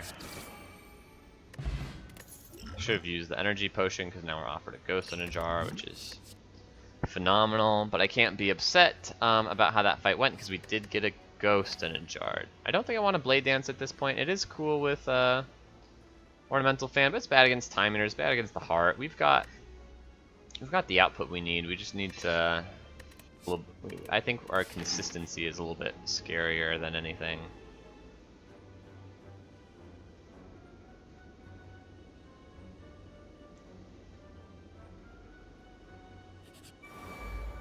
Okay, let's see how this fight goes. Turn 1 Apotheosis.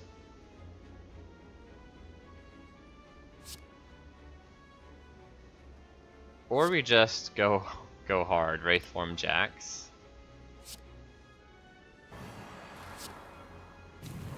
Tools.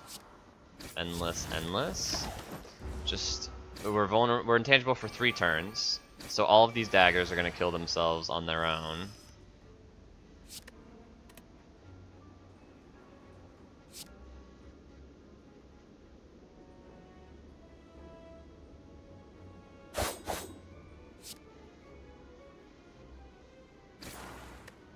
Save the energy. I got one more turn of intangible. Hopefully she's not summoning. Good.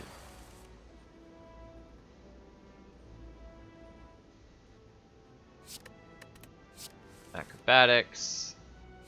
Don't need this. Backflip. Dagger throw. Dagger throw. Okay.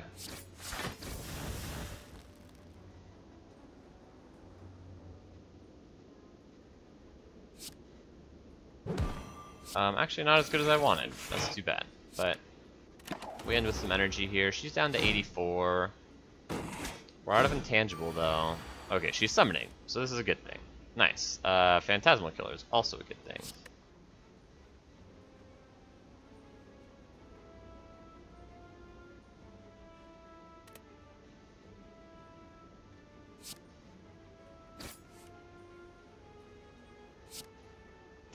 Okay, get those to skip the shuffle. We don't care about Sunder's Bane at this point. Phantasmal Killer is a must, although we're probably just playing Apotheosis, so we'll do that first. Boom, boom, boom. Yeah, and she's dead. Next turn. Okay, perfect elite fight. Holy cow. Vajra's great. The Courier's great. Fruit juice is interesting. Don't need those. I think I'll discard a power potion to grab a fruit juice. And then, yeah, I think I want another elite fight.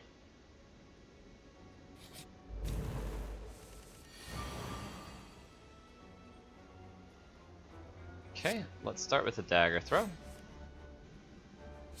Let's Flash of Steel. Let's backflip.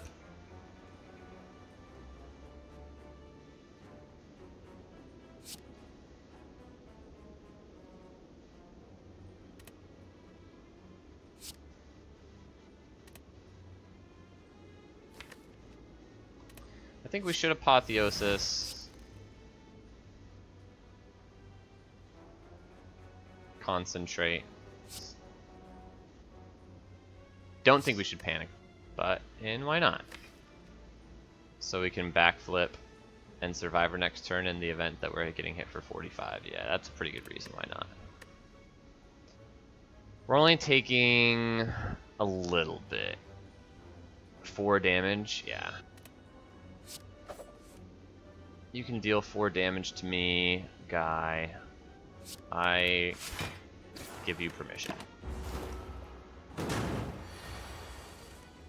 Okay, well, this is fine too.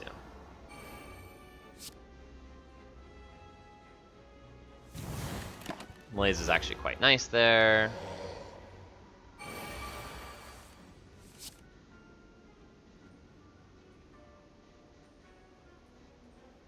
Okay, we don't need the Dark Shackles. We have double damage this turn. Dagger throw.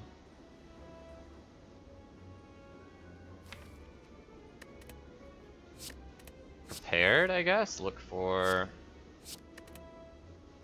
ways to get more damage this turn. Doesn't matter, it's just super lethal. Okay.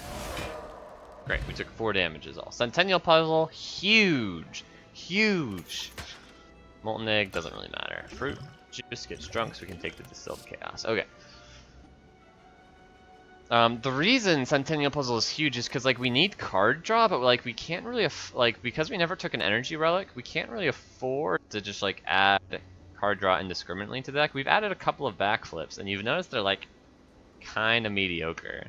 That's because, like, spending an energy kind of sucks when we need to save energy for Ice Cream so that we can play Apotheosis confidently and have powerful turns when we draw lots of cards. It's like we're suffering from both not enough energy and not enough card draw. There are a lot of turns where it's like... It's rare that we're... There are some turns where we get no card draw, and Ice Cream has saved us enough energy that we don't really get to do everything we want to that turn. And there are other turns where we have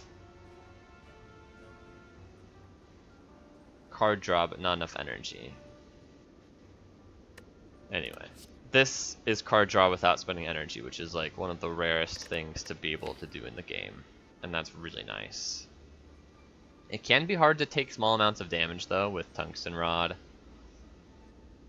Ornamental Fan helps a little bit though. These are not what we want. Noxious Fumes is okay. Oh, should we take Noxious Fumes actually?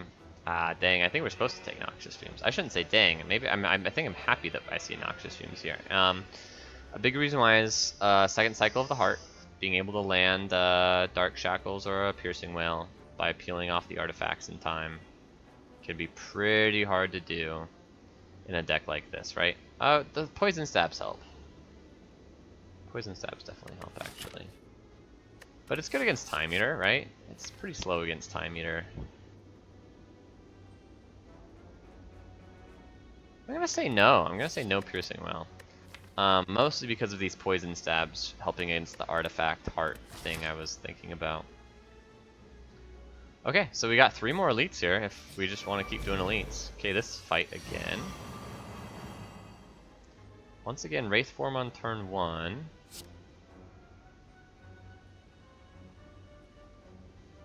And once again, I think it's pretty good. Oh, that's huge. It's really big. We have to discard 3. So we do, yeah, we do this. Holy cow. We're safe this turn, and next turn, hopefully she's not summoning next turn. But even if she is, we got a great start. Don't need Malaise in this fight.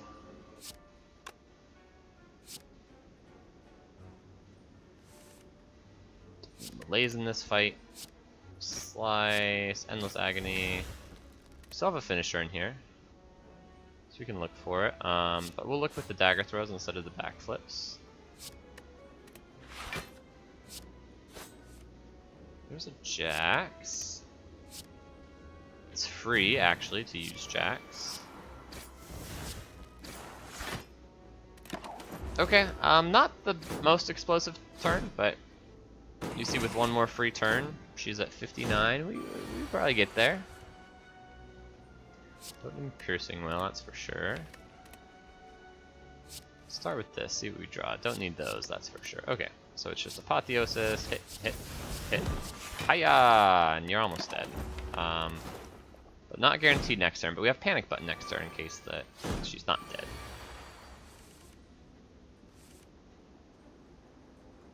Don't care about exhausting Ascender's Bane. Yeah, she's just dead. Double poison stab. Okay, 2 more relics. Gimme, gimme.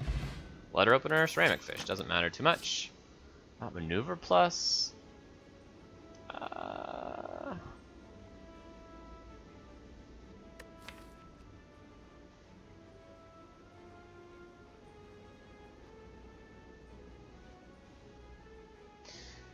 I could add an outmaneuver plus to the deck, I suppose.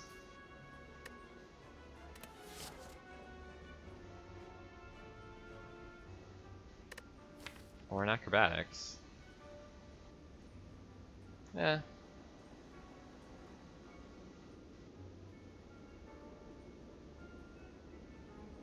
Let's do an outmaneuver. Okay, calipers would not be good here, so we're happy to skip that. The other one we could have skipped was... what was it in Act 2 that we could have skipped? Happy Flower, I think.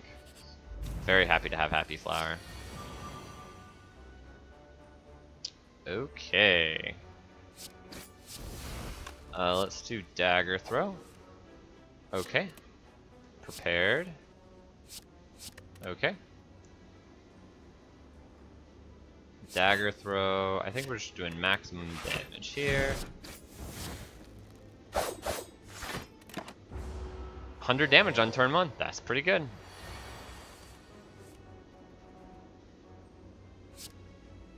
Wraith Form. That's pretty good.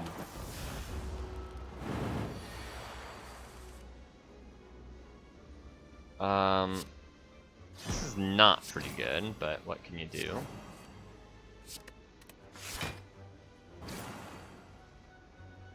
We'll save those for the shuffle. They might really matter. Intangible, so that's free. Nothing else matters here, so we'll just gain the energy. Okay, we're no longer intangible. She's not attacking though, so that's good. We 1000% want to slip the damage in here. Do we just want to malaise for a bunch? Kinda. Since we can't kill next turn.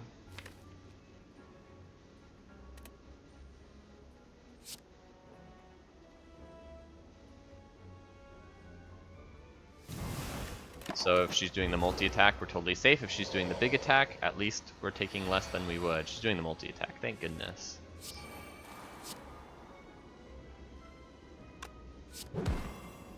Blaze again? No, I want to get rid of the burn. Nice, and we get to concentrate back up so we have energy next turn after spending it all on Malaise. So the big attack is here. It's only 25. Because... of minus 11 strength. That's still a ton of damage, obviously, but I think we might have lethal this turn. We don't have lethal this turn, but we do have... oh, maybe we do?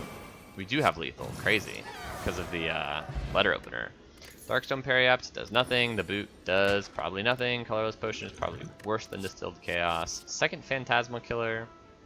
Honestly, not bad.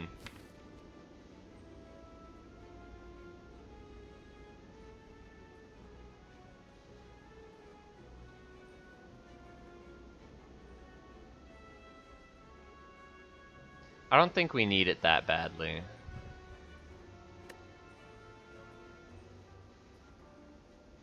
With no well-laid plans, I am worried about drawing the right cards at the right time. Going up to a 36 card deck, just not what I want to do. Actually, maybe for that reason we just grab another Acrobatics, yeah.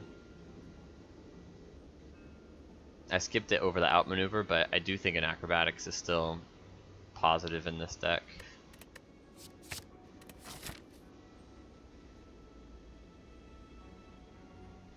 Okay, we can't get 2 more elites because we only have 1 more jump, so we can't jump here and then jump back. So we might as well take the fire to grab the key, I think, and then at the last fire we can rest if we need to. Turn 1 Apotheosis is definitely happy.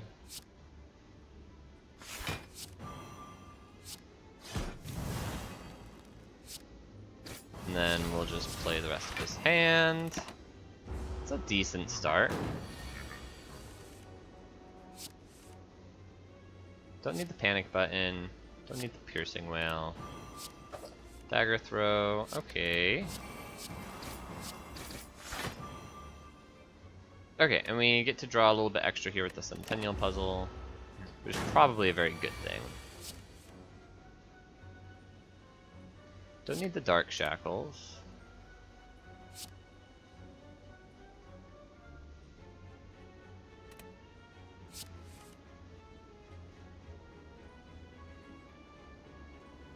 Probably don't want to Wraith form, although what are we doing next turn? It's not dead next turn, right?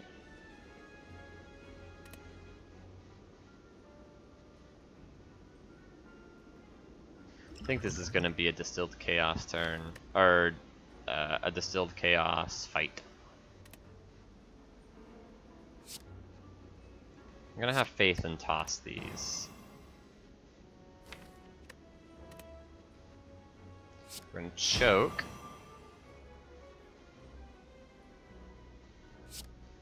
Neutralize and Distilled Chaos. Okay. We can toss Dagger Throw.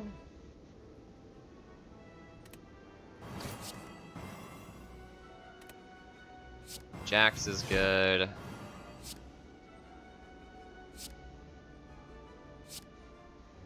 Dagger Throw again. Phantasmal Killer. Concentrate. Let's draw a little bit more. Another choke. Or do I just want to save the damage for next turn? Might not get a lot of damage next turn.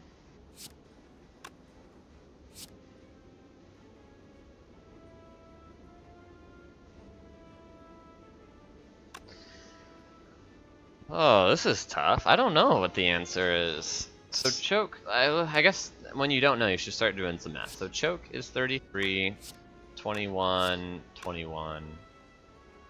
This will really be like 22 and 23. So 33 plus 22 is 55, plus 23 is 78.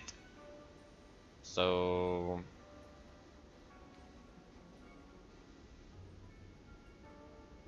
what does that put my chances for killing next turn? Pretty low. We've got a backflip and 2 acrobatics in the deck. I think I should keep my energy at 2.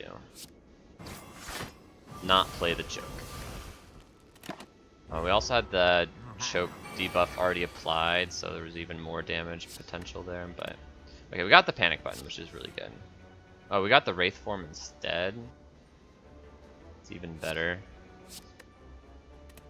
So let's do Wraith form, outmaneuver, slice finisher. Okay, and this fight should be over. Don't need Dark Shackles right now. Prepared. Those aren't enough damage.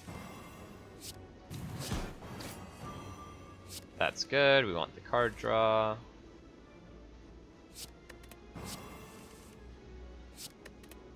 Okay, this should be super lethal. Yeah. Bottled Tornado. I don't think we need to deflect. Heal Hook plus, you can't play after the malaise, so it's actually pretty bad. Like in the same turn. It's also just kind of low impact. And deflect's not very good because why? It's not like blocking is bad.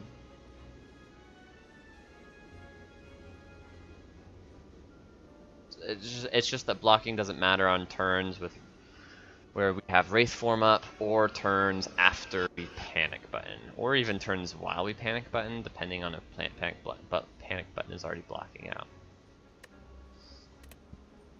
Bottled Tornado has got to be good on Tools of the Trade. Sure. Yeah, turn 1 tools every time. I'll take it.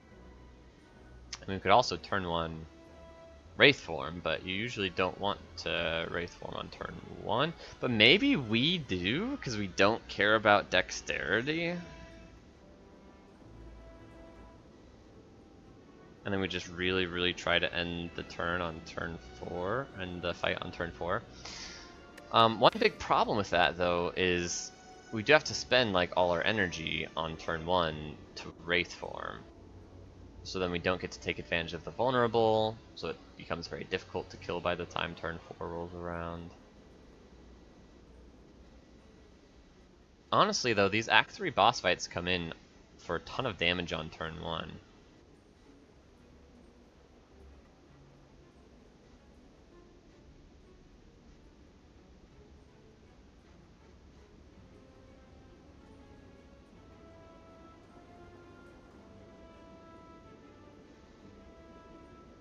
Like, I don't think we can get away with what we get away with in the Elite fights. In the Elite fights, we get away with... Well... They're... Like, Reptomancer has been a walk in the park because we've actually played Wraith Form on turn 1 both times.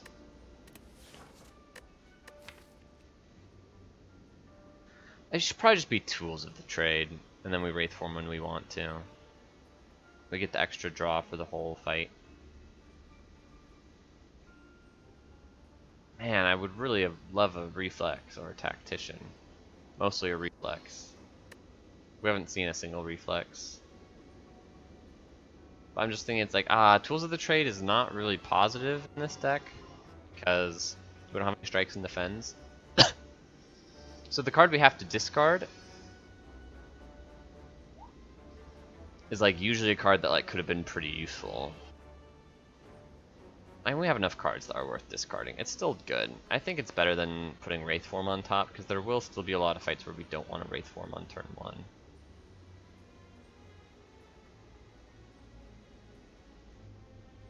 But the Heart fight, I think we absolutely want to Wraith Form on turn 1.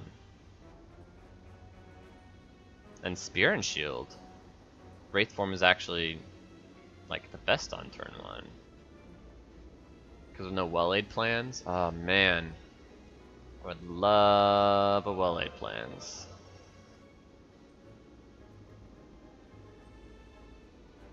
And then Time Eater, it's like Wraith Form's actually... Time Eater's just such a scary fight. Wraith Form is like really powerful on turn 4 once you've been powering him up, and now you're kind of at the end of the line. And same thing with Awakened one, because Wraith Form actually powers Awakened one up, and then by turn 4 it's not likely that you've killed them, and now you're out of Intangible and Dexterity. And Donu Deca power themselves up. I think we need to not bottle Wraith Form. Which makes Deflect a little bit more pickable. Yeah, I'd be down for Deflect plus.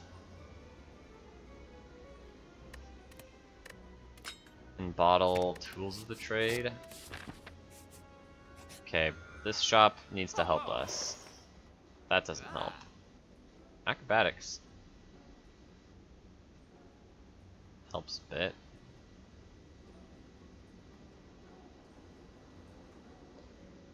Swift Potion helps.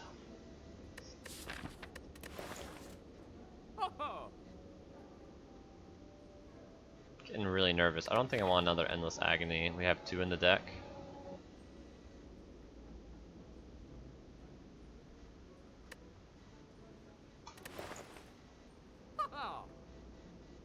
Art of War is terrible in this deck. Blind is okay. Let's take the Acrobatics. Offer to deflect minus. I don't think I want to pay for that. Okay, I like the Swift Potion. We can remove a choke.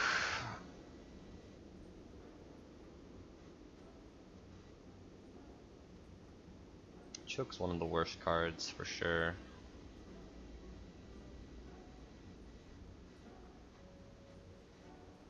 Dagger Throw is really not very good either. I think maybe I remove a Dagger Throw. Yeah, I like that better.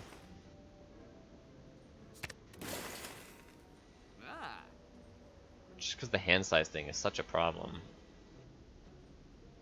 Okay, and then I think we just go next. Courier means all of this gold is very valuable in Act 4. Blind is okay though. I don't think we'll need it against Time Eater though, because of the malaise. It's going to be really useful. And so he'll be weak for most of the turns we need him to be. Same thing with Awakened One.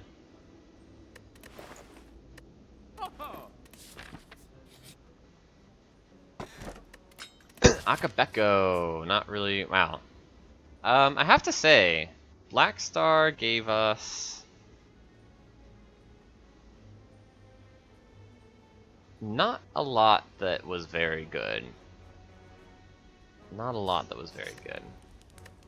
Okay, we get to Smith because we heal for 25 here, which isn't to full, but it's good enough. And then we just Smith the Apotheosis. It's actually a pretty big deal. It's been kind of painful to have this 2-cost Apotheosis in here this whole time. Well, here's what I was worried about. 24 damage on turn 1. You son of a gun.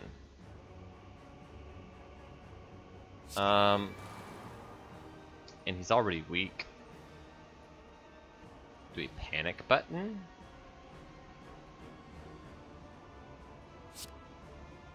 I like panic button. I like Dagger Spray, Endless for sure, just to get those out of the deck. They're bad against Time Eater. And then, yeah, just panic button, save the energy. I like that a lot. Who knows what he's doing next turn? We'll deal with next turn. 8 times 3. It's okay. This doesn't block, but neither does this, so we can toss that completely safely. Might as well use this to draw. This isn't very good. That's not very powerful, so I don't really feel like playing it. Use this to draw. That's very powerful, so I feel like playing it.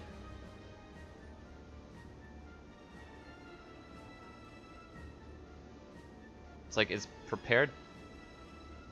Oh, it's raining hard outside.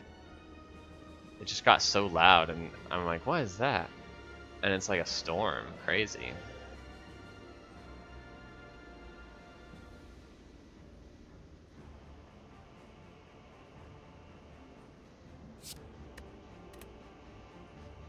I think I do want to keep drawing. Okay, don't think I want to choke. I do want to Apotheosis. Okay, so we're gonna take some damage here, and that's totally okay. This is excellent. This is excellent. Actually, we take quite a bit of damage. I think we just have to live with it.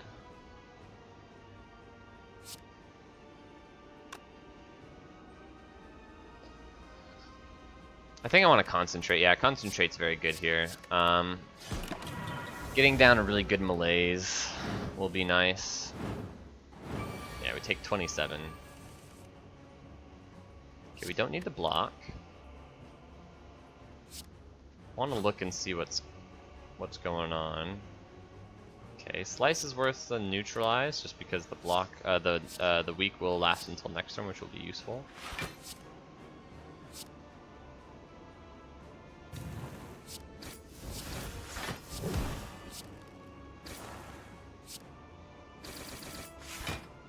Can we kill him next turn? Wait, well, 24 times 6 is like Dedge.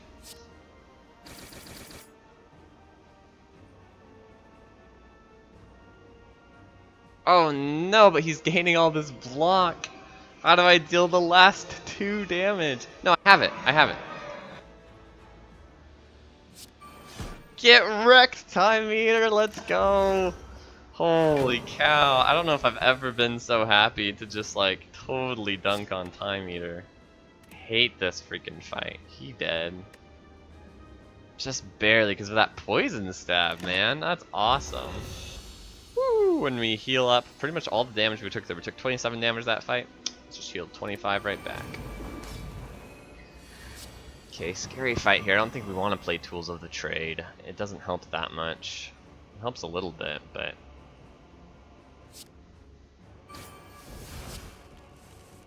not enough. Definitely don't want to Wraith Form. Jax is great, though. Oh! This is the first time Centennial Puzzle and Jax have interacted with me. What a good thing to remember.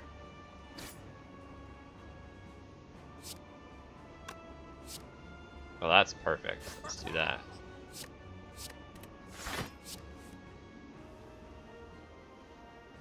Don't need Survivor. This is good, though.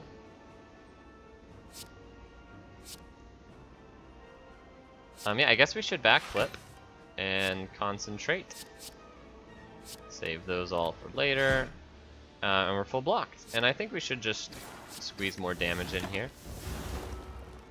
I wonder if Sneko's Skull actually made the difference killing Time Eater last time. Okay, I don't think we want to play these. I definitely want to play Apotheosis, it's huge. Don't need to play 2 Malaises, for sure. Might not even want to play 1. 1 is 5 damage AoE, probably doesn't matter.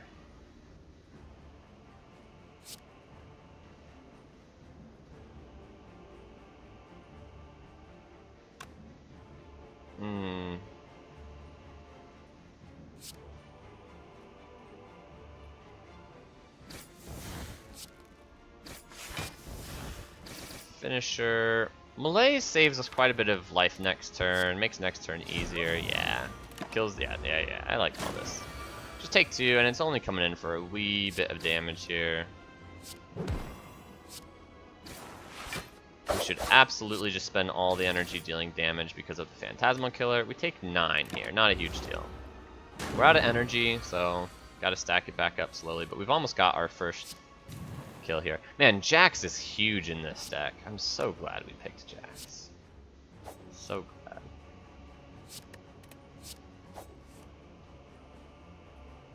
I think we got a kill here, yeah. We have a kill here, not that we have to kill here. What I mean is, like, we have it, but we're not required to do it. We could have blocked and taken a little bit of damage and been fine, but it was nice.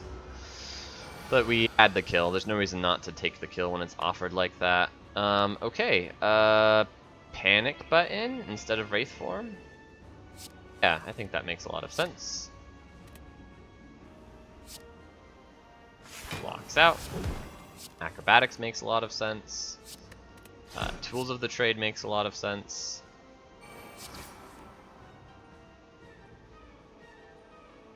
Just play a big Malaise here with Concentrate.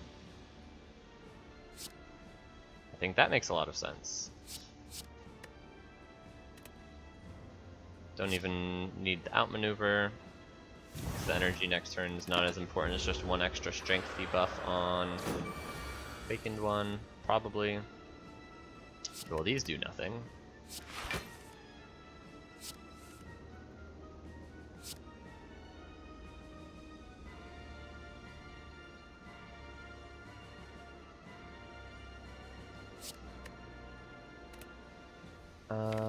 Oh, Dark Shackles, nice.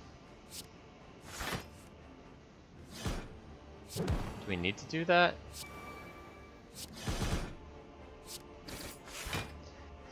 Like, we're only taking... 3 damage, I think? We have 1 block. Yeah, 3 damage. Yeah, but why am I saving the Dark Shackles? We got 6 strength, we're just gonna try and kill this cycle. Although energy is a problem.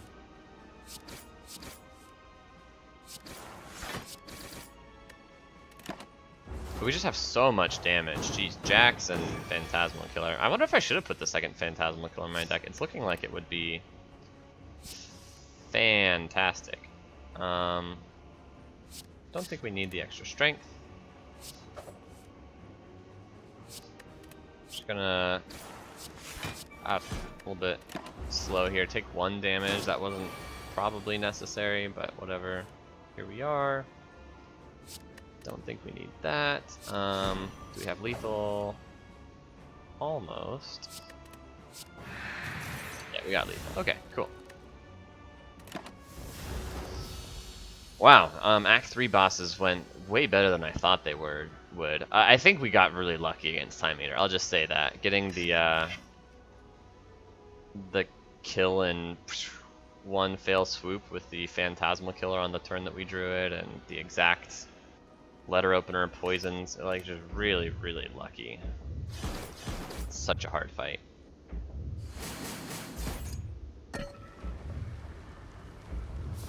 Got this ghost in a jar, man. My hopes are high, friends. I'm excited about this. I think we can do this. Okay, most of these upgrades don't matter, but the rest doesn't matter because of meal ticket. So might as well upgrade acrobatics, because we're trying to draw into the apotheosis.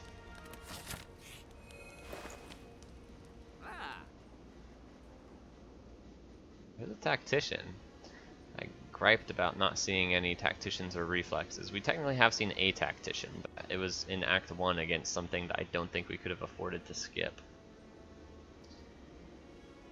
Here it is again, for just 32 coins.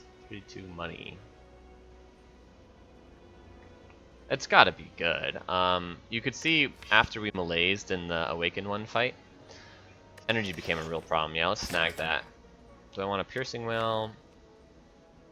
Against the heart? Probably. Against Spear and Shield? Probably. Do I want another Acrobatics? Probably not. 1, 2, 3, 4 is enough. Do I want a Strawberry? Probably. Do I want an Orichalcum? No, it doesn't work with Ornamental Fan. It's kind of hilarious though. Do I want a Sling of Courage? Probably not as badly as I want a card remove. This time I think we can remove the choke.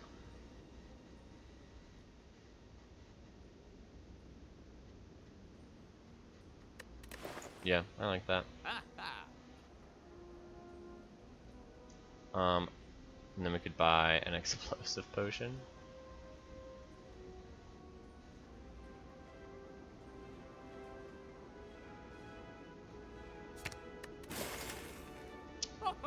Don't really care about the Speed Potion.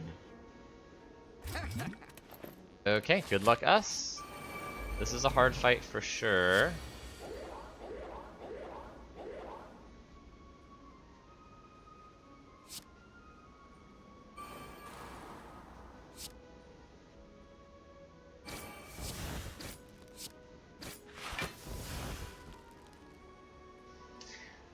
So melee's for 3 puts it down to 3 times 2, which weakened is...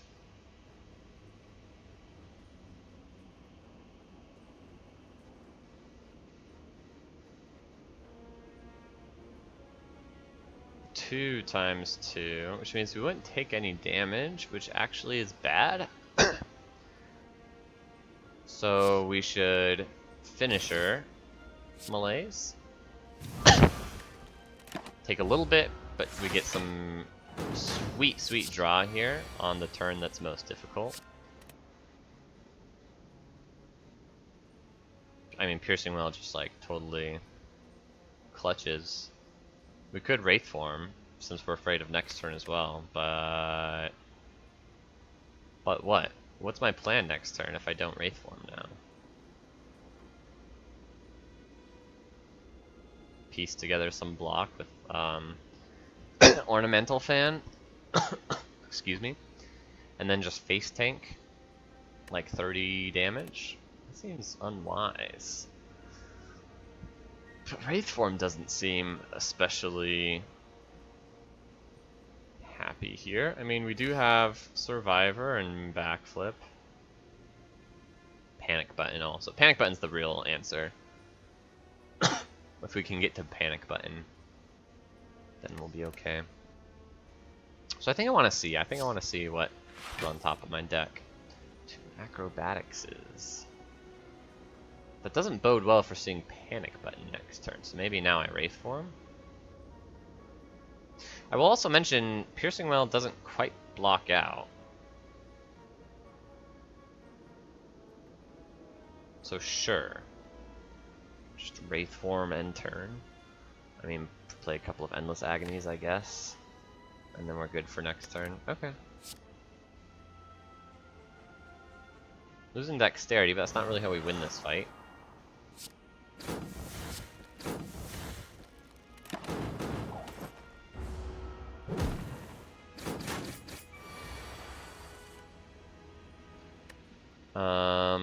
Okay, we don't want Panic Button. We absolutely want Outmaneuver. I guess we absolutely want Dagger Throw. We absolutely want Jax. Nice. We'll just play this.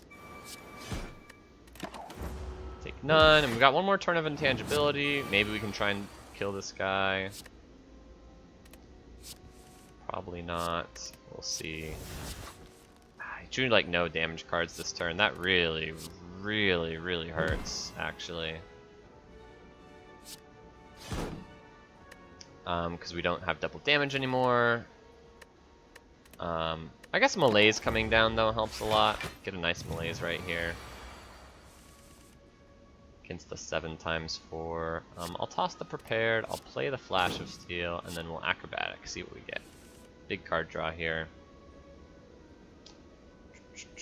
I think we can actually go for the kill on Spire Spear.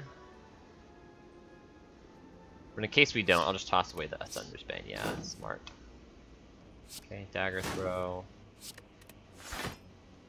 We're getting close. Still not there though. Jax helps. 13x4 is 52.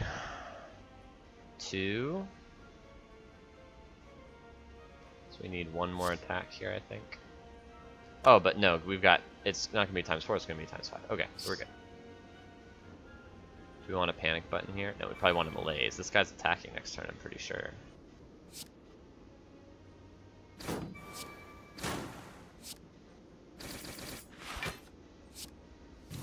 Okay. Take none here. He's attacking this turn, but we're facing him, he's weak, and he's missing strength, so it's like mostly okay. We have double damage this turn, so I guess we try and capitalize on that, like so. Do we have lethal? We do. Turnip is okay.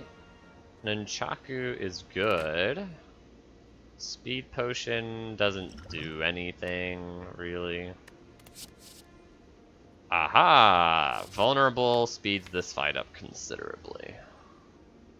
Permavuln. Yep. So we're gonna snag that. Here we go next. Okay, we have quite a few counting relics and they're on 2 different pages, so that's a little annoying. But we get some free card draw here by just using the Centennial puzzle, so that's nice. We have Piercing Well in our opening hand, which is not great, but we did take that extra Piercing Well from the shop. And we still have Dark Shackles, so... And 2 Malaises, right? Yeah. So we should be totally fine for the first multi-attack. In the second one, it gets a little bit easier to find the piercing whales because our deck is a little smaller, because we have tools of the trade in play, and we've exhausted some stuff, although the heart is adding some statuses here. We exhaust way more cards than we get added, depending on how quickly we get through the first shuffle. If we get through the first shuffle by the time the heart gets through the first cycle, then yeah, but we usually don't, right? We'll actually be at the tail end of the first cycle by the time we'll be at the tail end of the first shuffle by the time the second cycle comes around. So it actually is a bit of a concern to be down a piercing whale for that second cycle. Anyway, we can just start with tools of the trade, draw some cards. Nice, we got Malaise, so that's good. Might as well throw this while I'm thinking about it. Okay, we want to get these out of the deck. And -3 strength is good. -2 strength is totally sufficient. We don't want to lose extra life this turn. I guess we could backflip looking for what? Apotheosis. Yeah, we should backflip looking for Apotheosis. And Jax. Okay, so now we just Malaise. Totally safe. No panic button here, so we'll see what we decide to do against the big attack. We might just pop this Ghost in Jar. Yeah, 48. Here it is. Yeah, we just Ghost in Jar this. 100%. Gives us the liberty to just play the good cards here. Prepared. Okay, we don't need the Piercing Whale on this cycle, but we are a little sad to lose it this shuffle. But we'll see how quickly. Maybe we can shuffle before the second cycle. Okay, we definitely don't want Wraith Form. Or, I'm sorry. We definitely don't want Malaise. We might want a Wraith Form. I'm not sure about this decision here. This is a tricky one. So the trouble here is... Oh, I took some extra damage there I didn't need to. I mean, maybe not. It depends on if I'm playing Wraith Form here. I don't think I am, because it won't make it all the way through next cycle. And next cycle's not as scary, because we're not vulnerable. And we're still at 84. Yeah, we'll save the Wraith Form. And the heart doesn't have as much strength for the second cycle. Okay, that's good. Let's look for... What are we looking for? Because I don't want to see Dark Shackles. But I might not see it if I don't draw for it, so I think I should just draw. Dang it, we saw it.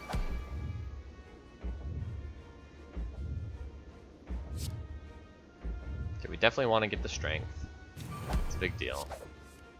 Well, we're not playing Dark Shackles this turn, so I guess we should do that. This is a huge amount of damage I don't want to miss.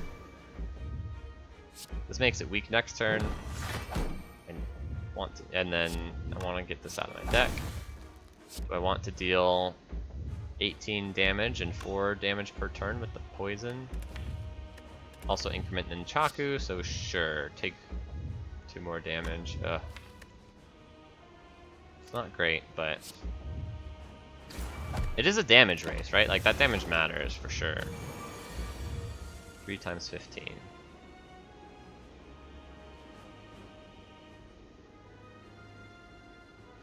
I'm gonna get rid of the concentrate.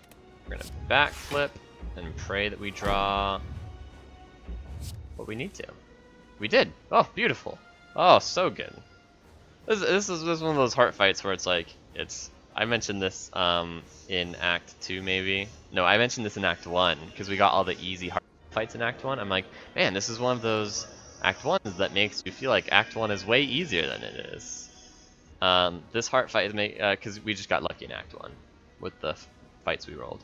This is a heart fight that makes you feel like it's way easier than it is, because like when you just land the Piercing Whale of the Dark Shackles on the second shuffle here with like the peeling of the artifacts, like there's so many things going into this.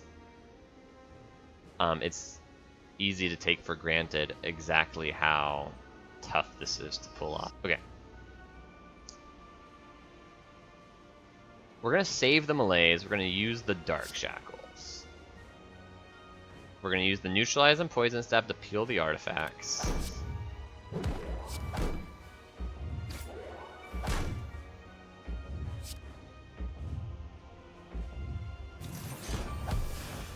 We're going to Phantasmal Killer for double damage next turn. We're going to Jax for more damage next turn. We're going to outmaneuver for more damage next turn. Next turn we should hit the damage cap pretty handily. Don't want a Piercing Wail. I don't want to take damage, so I guess I will Survivor the Prepared. Then draw. And then draw. And then draw. Okay, this is an easy damage cap. We actually want to be pretty efficient with it because, yeah, we are still taking damage. Like, we haven't blocked out this attack. It's 47. Scary, scary attack here. But we just have the health to tank it. And that's what we're going to do. Just end here. Digging's not really necessary. Yeah, we should be totally fine here, because we're at 39, but we can just Wraith Form. We got it a little bit early, but that's fine. We just Wraith Form now, and then it's ready to go. Dagger Spray is not my best damage card, so I'll go ahead and make it skip the shuffle. Jax is free. I don't love to see Piercing Wail, but it doesn't matter. Like, we're blocked out for this cycle because of Tungsten Rod.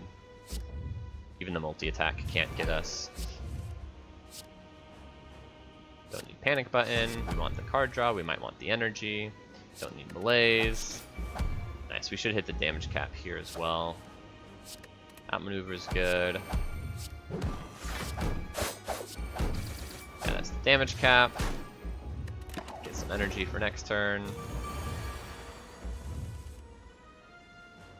Don't need the Piercing Wail. We'll start with some draw. Discard the burn. Yeah, the heart's just dead. Nice. Wow. I am most impressed with Jax. Really, really cool for Jax to be such an outlier power card for the run. You don't pick Jax that often on Silent. That's not just because you don't like to take the 2 health damage. Although you don't. Definitely there. If you watch my last run, we got down to exactly 1 life against the Act 3 bosses. I think the reason why is because the Silent... Man, there's just a lot of factors to it. The Silent usually doesn't need...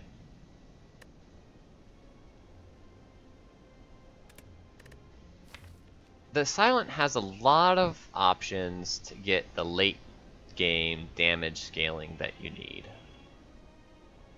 It's unusual that Jax is shown to you at a time where you can feel pretty confident that all of the typical late game damage scaling options are not going to be enough, and Jax is. So if you're like a normal finisher deck where you've added a couple of Blade Dances to your deck, Jax is clearly a solution there, but so is potentially accuracy.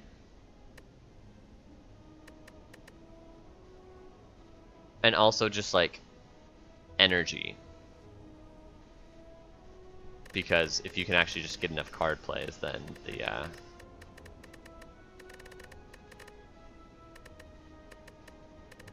well, I think I'm talking myself into the fact that maybe I'm not just surprised that Jax was good here, but I'm actually learning that Jax is good way more often than I'm getting it credit for, even on the Silent. Because what I was going to say was Finisher. It's like Finisher and Shivs can actually just be a damage solution on their own. But I think something that really mattered in these fights, in these elite fights, was the Time Eater was 4 turns. The Awakened one was 9 turns. And the Heart was 8 turns. Okay, I mean, if you look at my previous wins, Awakened one, 17 turns, twice as long. 10 turns, 11 turns. Awakened one, 10 turns. Time meter, 13 turns. It's 4 times as long. 13 turns. Pretty quick Donodeka.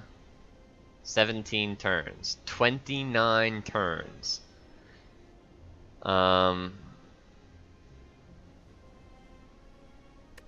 Was this the one I went down to 1 life? I think it was... No, it was this one right here. We went down to 1 life.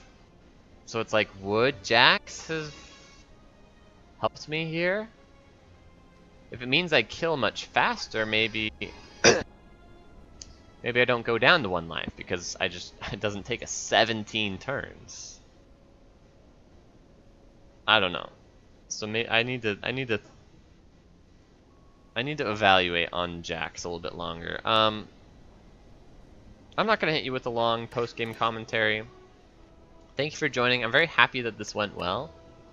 Some things felt like they landed on our lap with a lucky Act 1, maybe a lucky heart fight.